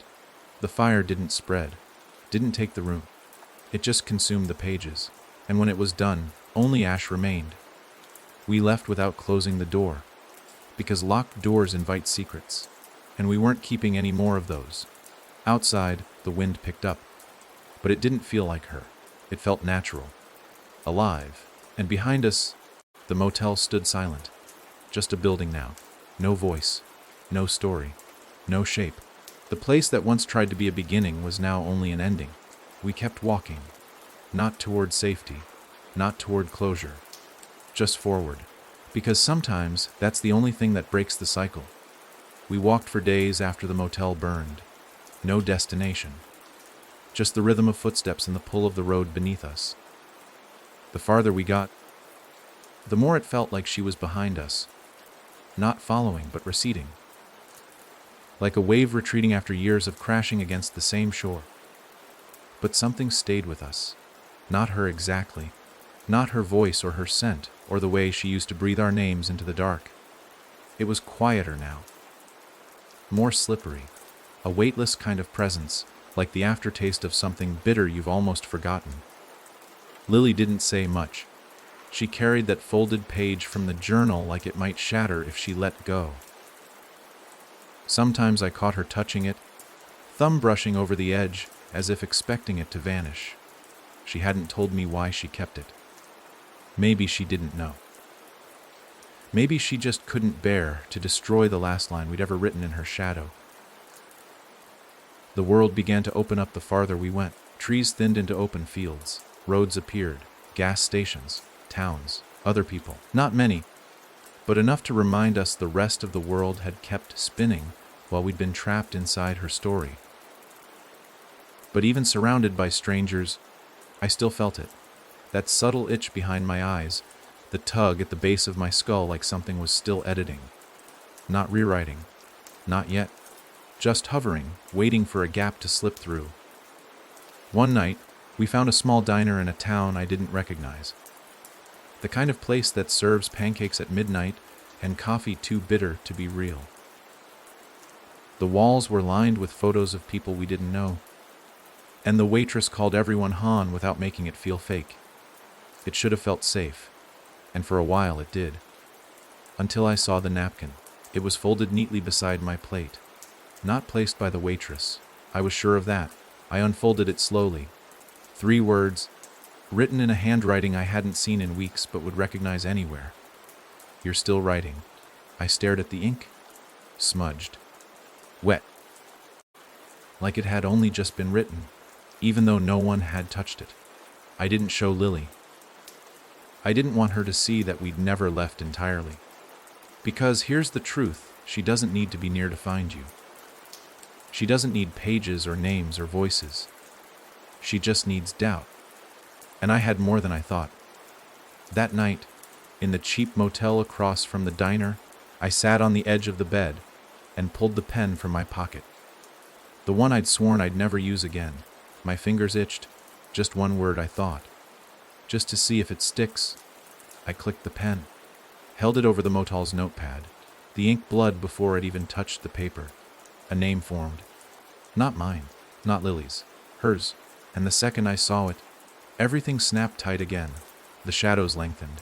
The walls pressed in, not physically, in tone. Like the air had remembered what it was before we escaped. I stood fast, heart racing, and ripped the page free. Lily woke instantly, her eyes locked on the note. And in a voice flatter than fear, she said, "You wrote her name." I didn't mean to. "You still did." I nodded. Burned it without another word. But it didn't matter. It was enough. Because the name, her name, wasn't just a trigger. It was a door. And now it was open. That night, neither of us slept. The walls were too thin. The air too still. The dreams too loud. And the next morning, the mirror in the bathroom had a crack down the middle. Like it had split from the inside. We didn't talk about it. We didn't talk much at all. Not because we were afraid of each other, but because we were afraid of what we might say without realizing it. A word. A slip. A name. One page is all it takes to begin again. And I had given her the first one.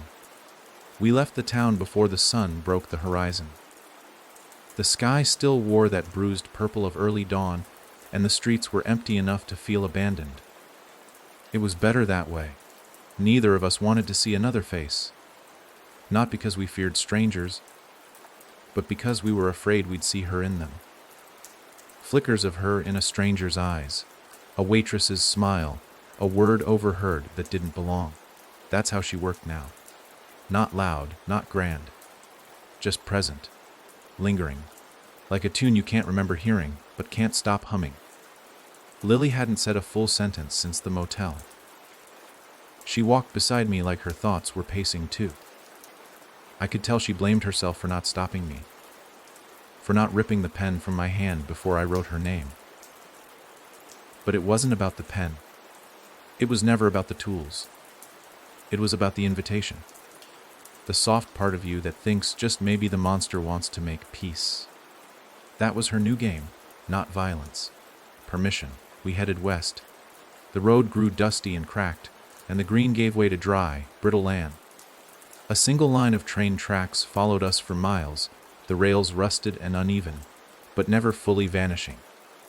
I kept wondering if we were following something, or if something was following us. Either way, it didn't change our pace.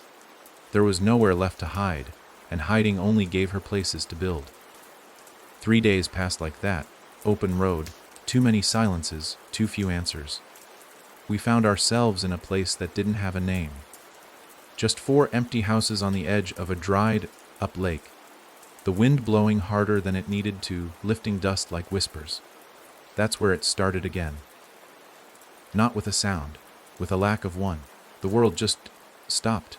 No birds, no wind, no footsteps, not even breath, like everything had been paused for just 1 second too long. And in that second, I heard her again, not in my ears, behind my eyes. A single phrase, "You miss me." It was true. Not the person, not the pain, but the clarity. Because when you're being hunted, at least you know what to do. You run. You fight. You move. But when she's gone and you're left with only the hole she carved, the world feels even more dangerous. Because now you're the story. No author. No puppet master. No name to blame. Just you. Staring into the space where she used to be, wondering if the silence is peace or bait.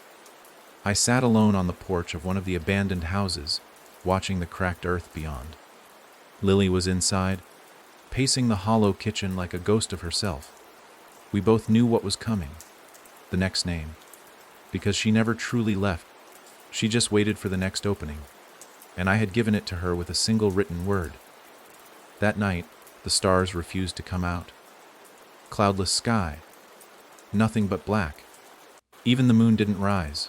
I thought maybe the world was giving us a warning, or maybe it was just tired too. At some point after midnight, Lily came out and sat beside me. Neither of us looked at the other. We didn't need to. "We have to find the original," she said. My heart dropped. I didn't ask what she meant. I already knew. There was one version of her we hadn't faced. Not the copies, not the drafts, not the voices or shadows or masks, but the first one. The very first name she ever stole. Before she was a whisper, a shape, a hunger. Back when she was still just a person. She didn't start as a monster, Lily said. Someone gave her that power. And we'd let her keep it. We had burned the books, destroyed the copies, even silenced the story. But we never went back to the beginning. Because the beginning wasn't a place. It was a choice. Someone somewhere gave her the first word, and now we had to take it back. How, I asked, though I already feared the answer. We find the story that made her real. Lily looked at me, and for the first time in days, there was fire in her eyes.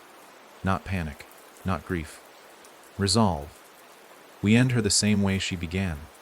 It was a terrifying idea. Not because of what we'd have to face, but because it meant reading her one last time. The first draft. Unedited. Unfiltered. Pure. We didn't sleep that night. We just sat on that porch, waiting for the sun that didn't want to come. And in the darkness, we began to remember. Where it started, who she was, and why her name still echoed in our blood. Morning never quite arrived. The sky turned gray, not from clouds, but from a kind of dimmed light that didn't feel like dawn at all. A sun trying to rise through memory instead of atmosphere. We left the lake behind without speaking, as if whatever had drained the water had also drained our need for questions. We knew what we were after now. Her first telling. The version of her that didn't wear shadows or speak in riddles. The version that hadn't yet learned to lie in mirrors. To find her, we'd have to look where the story had never been finished, where it was too raw, too broken to be read aloud. Lily remembered something I didn't. A woman. Someone our mother used to mention in hushed tones late at night when she thought we were asleep. A cousin, or maybe a friend. No one ever said her name more than once, like it left a stain if spoken too often. Lily remembered her in pieces. A photograph buried in a drawer.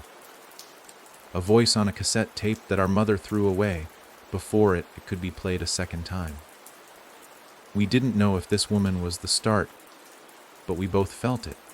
Her name was the stone dropped in the water that rippled outward into every scream, every page, everything we thought was her.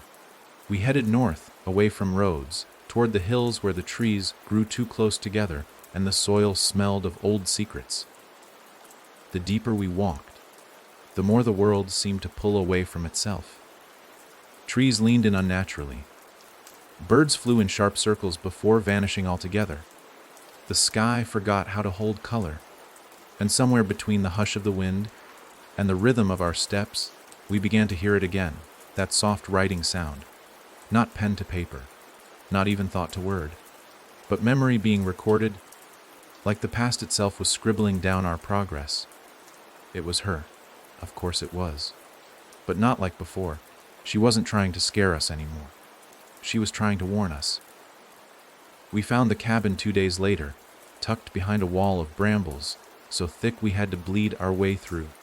It was smaller than the one she'd made us suffer in, older, the wood cracked and warped, half swallowed by moss. A single window looked out at nothing. The door was crooked on its hinges, like it had long ago given up pretending to keep anything in or out. Inside, it smelled like time had stopped rotting. There was no dust, no spiderwebs, just stillness, and in the center of the room a chair, facing the wall, a tape recorder on the floor beside it, not plugged in, not powered, but blinking. Lily knelt beside it, hesitated, then pressed play. The tape whirred softly, the kind of sound old machines make when they're deciding whether or not to wake up. Then a voice crackled through. A child's voice, not hers, ours, singing. A lullaby, familiar and wrong at the same time. My chest tightened. Lily's hands shook. We hadn't sung that since we were 6. The tape went on. More voices, whispers, our mother's. Then someone else's. Feminine, strange, edges smoothed by grief. Let me take it, the woman said. Let me hold the pain. I can carry what they can't. Then silence. Then a single word. A name, not screamed, not whispered, spoken. And the tape stopped, just stopped. Lily didn't move. Her eyes were wet, but she didn't blink. Because she knew that was the birth. That was when our story had been handed off. When someone decided pain was too heavy for children and gave it form so it could carry itself. That's what she was. Not a monster. Not at first. She was inheritance. She was grief that someone gave a name, a face, and permission to live in the bloodline. She wasn't summoned. She was offered. And once she had a name, she never stopped taking more. I picked up the tape recorder and opened the back. No batteries. Of course not. Lily stood, walked to the wall the chair had been facing. There, scratched into the wood, were letters. Old, faded, but legible. We said it together. The name. The first name. The one the woman on the tape had spoken before everything started to unravel. And as we did, the house shivered. Not violently. Just, subtly. Like the air itself had finally heard the truth it had been trying to forget. Lily touched the wall, then turned to me, her voice hoarse. If she was born from a name, she dies by forgetting it. And we understood what had to be done. Not burned, not banished, just unremembered. That night, we sat by the remains of the fireplace and wrote the name down one last time. Folded it, held it between us. Then we did the hardest thing we'd ever done. We let it go. Not tossed, not buried, just released. The wind caught it. The paper rose, danced, spun away. And as it vanished into the trees, something inside me broke. Not with pain, but with release. A silence that had waited all our lives finally exhaled. And she did not return. Not in shadow. Not in sound. Not even in the edges of memory. She was gone, not defeated. Erased. And in the hollow she left behind, for the first time, something else began to grow. Ourselves. There are silences that haunt you, and then there are silences that heal. The kind you don't even notice at first, because it doesn't come with fanfare. It's just there. Present. Whole. Like a fever breaking in the middle of the night. That's what the world felt like after the name was gone. Not louder, not brighter, just real. The trees didn't lean in anymore. The sky remembered how to shift with time. The shadows, finally, stayed where they belonged. No more distortions in the mirrors. No more distant echoes of voices that didn't exist. Just the wind, the rustling of leaves, the ordinary sounds that felt like miracles now. Lily and I stayed in the cabin for another day, Not because we had to, but because neither of us was ready to step back into a world where she had never existed. It was strange. The world didn't mourn her, didn't sigh in relief. It just kept spinning as if she'd never touched it. But we knew better. We bore her marks, even if the ink had dried invisible. Lily found the old photograph buried beneath a loose board in the corner. A black and white picture of the woman from the tape, the one who had said, "Let me carry it." She stood next to our mother, both women smiling, arms around each other like sisters. I'd never seen either of them look like that, light, alive, before the weight of everything twisted them into echoes of themselves. On the back of the photo was a single line. She said yes before she knew what the question meant. We didn't know who wrote it. Maybe our mother, maybe Lily, maybe the woman herself. It didn't matter. It said everything. We buried the picture behind the cabin, not as an offering, but as a boundary, a reminder of where it ended. No marker, no ceremony, just earth. Earth that, for once, stayed still beneath our feet. On the third morning, we left. The air was cooler, crisp. The path that had once led us deeper into her story now led out, untouched and unthreatening. No strange signs, no symbols carved into the trees. Just a road, a simple, open road. Neither of us asked what came next. The future didn't feel like something to be planned yet. It felt like something we had to earn. Not through action, but through patience. Through staying quiet long enough to see if the silence remained true. We reached a town by dusk. One of those between places with more closed stores than open ones, where time seems to stretch without breaking. We got a room at a roadside motel, clean, forgettable, perfect. The kind of place where nothing followed you in. Nothing tried to rewrite your dreams. I fell asleep with the window cracked open. The night breeze carried no voices, no memories. Just cool air and the scent of distant pine. My dream was simple. A field, wide, endless, and someone walking ahead of me. Not her, not Lily, just someone I didn't recognize. They never turned around, never called my name. They just kept walking, calm and steady. And somehow I knew I was supposed to follow. I didn't. Not out of fear, out of choice. Because for once, I wasn't being pulled. I was being invited. And I wasn't ready to say yes to anything yet. I woke with sunlight on my face, and Lily sitting at the edge of the bed, flipping through a local newspaper. The way her brow furrowed told me she was back in her body, fully present, not afraid, not haunted. "There's a library in town," she said, "old one. They've got microfilm and local archives." I nodded. She didn't have to explain. We'd burned the books she used. We'd erased her name. But that didn't mean we had to erase everything. There was still truth buried somewhere, and now, maybe we could look for it without her breathing down our necks. Not to rewrite, not to control, just to understand. Because healing doesn't always come from forgetting. Sometimes, it comes from knowing the story for what it really was, and choosing not to carry it forward. The library was old, creaky, the kind of place where time felt like it had permission to pause. We spent hours digging through records, newspaper clippings, handwritten notes from generations gone. We didn't find her, not directly, but we found echoes, mentions of the woman from the photo, whispers of tragedies that didn't make it to the headlines. Too strange, too unexplainable. The kind of things people stop talking about because the questions hurt too much. We copied nothing, took no notes. We read in silence, let it settle into us, then let it go. Because now we could. On our way out, the librarian, an older woman with tired eyes, stopped us. "You looking for ghosts?" she asked. Lily smiled gently. "No, we just let one go." The woman nodded like she understood more than she let on. Sometimes that's the only way they stop walking. Outside, the air was thick with the kind of stillness that comes before rain. We walked to the edge of town, stood at the fork in the road where the map ran out. Lily looked at me. "We're not lost anymore." "No," I said. "We're just here." It was enough. It had to be. And for the first time in our lives, the story belonged to us. We didn't speak of her anymore. Not out of fear, but because there was nothing left to say. The silence we carried now wasn't haunted. It wasn't fragile. It was earned, solid, and for the first time in our lives, silence wasn't the space where she hid. It was the place where we could finally rest. Lily and I walked through towns that had never heard her name, across fields that held no memory of her touch. The world felt unfamiliar, but not in a threatening way.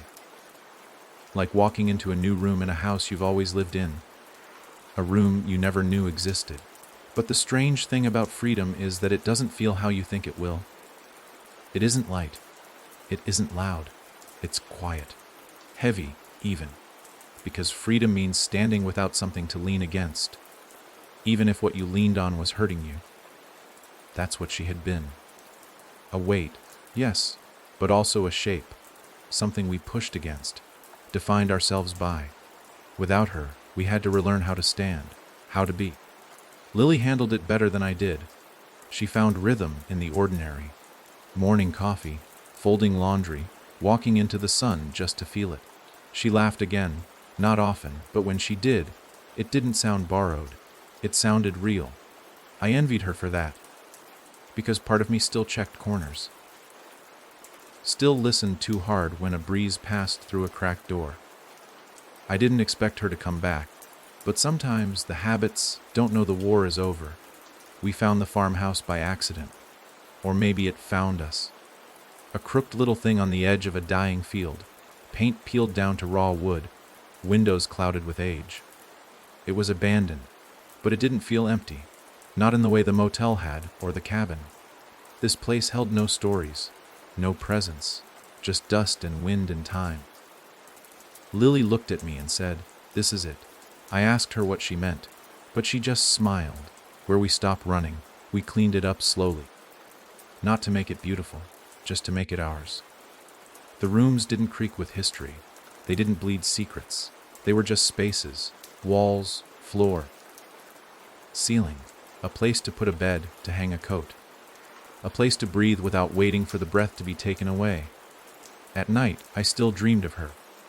Not the way she was, but the way I remembered her not being. A gap, a silence, a blank space where fear used to live. And in the middle of that nothing, I sometimes saw myself, alone, unwritten. It was terrifying and freeing. One evening, Lily found something in the attic. An old ledger tucked into the wall, names scribbled in block letters, dates beside them. Most were faded beyond reading. But one, just, was legible. It wasn't hers. It was mine. Written in someone else's hand, with a date from years before I was born. I stared at it for a long time. Lily asked if I remembered it. I shook my head. But the truth sat heavy in my stomach.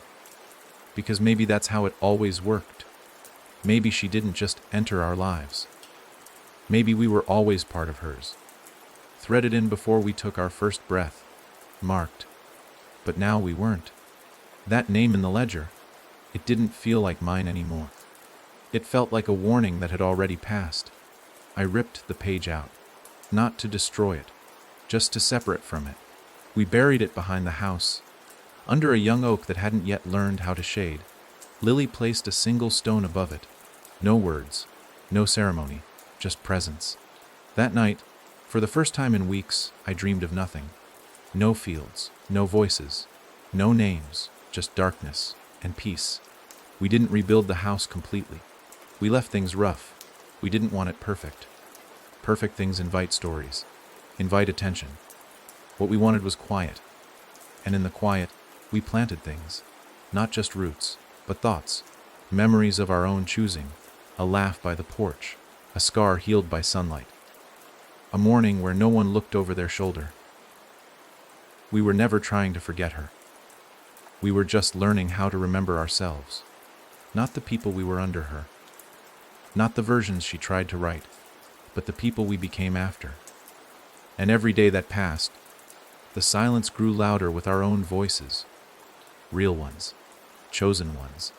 And when the wind passed through the house, it didn't speak anymore. It just blew. And we let it. There's a moment when you realize the world doesn't need to apologize for what it did to you. It never will. The wind won't say sorry for carrying the wrong voice. The night won't beg forgiveness for echoing a name that wasn't yours. The pages won't cry over the blood they soaked up. All of it just was. And now it just is. That's the quiet terror of moving on. It means the past doesn't get a sequel. It ends, and you wake up, and you make coffee, and no one's screaming, no one's watching, no one's writing you into anything anymore. The house settled into our skin like it had been waiting for us all along. We learned the way it breathed at night, the way its floorboards whispered like old knees, not ghosts. We didn't speak much about the things we'd buried. Her name, the tape, the motel, the journal. But we didn't flinch when memories surfaced either. That was the real change. The story no longer demanded to be told. It just waited. And we no longer answered it. Lily found a job at the hardware store in town. She liked the order of it, the simplicity. She came home with dirt under her fingernails and a piece behind her eyes I hadn't seen since we were children. I found work fixing up books at the tiny local library. Mostly torn spines, mold, pages that had slipped free from their glue. There was something quietly holy about giving broken things a chance to stay whole without rewriting them. We didn't look for the past anymore, but it still tested us in small ways. Once, a customer came into the library holding a novel with a symbol drawn on the back cover. 3 lines, one crooked. My fingers trembled before I even opened the book. Inside, nothing, just a forgotten doodle. My breath slowed. She hadn't returned. It was just coincidence. That was the final test. Realizing not every strange thing is a sign. Sometimes it's just a mark someone left behind and forgot. The world is full of those. One morning I found Lily sitting on the porch, a shoebox on her lap. Inside were slips of paper, each one with a single sentence. Not from her. Not from me. But things we remembered being told during those lost months. Some from her. Some from ourselves. Some we didn't recognize. You're not real if you stop being afraid, one said. Another, the silence is where I hide. They didn't haunt us anymore, but they still had weight. Like ash.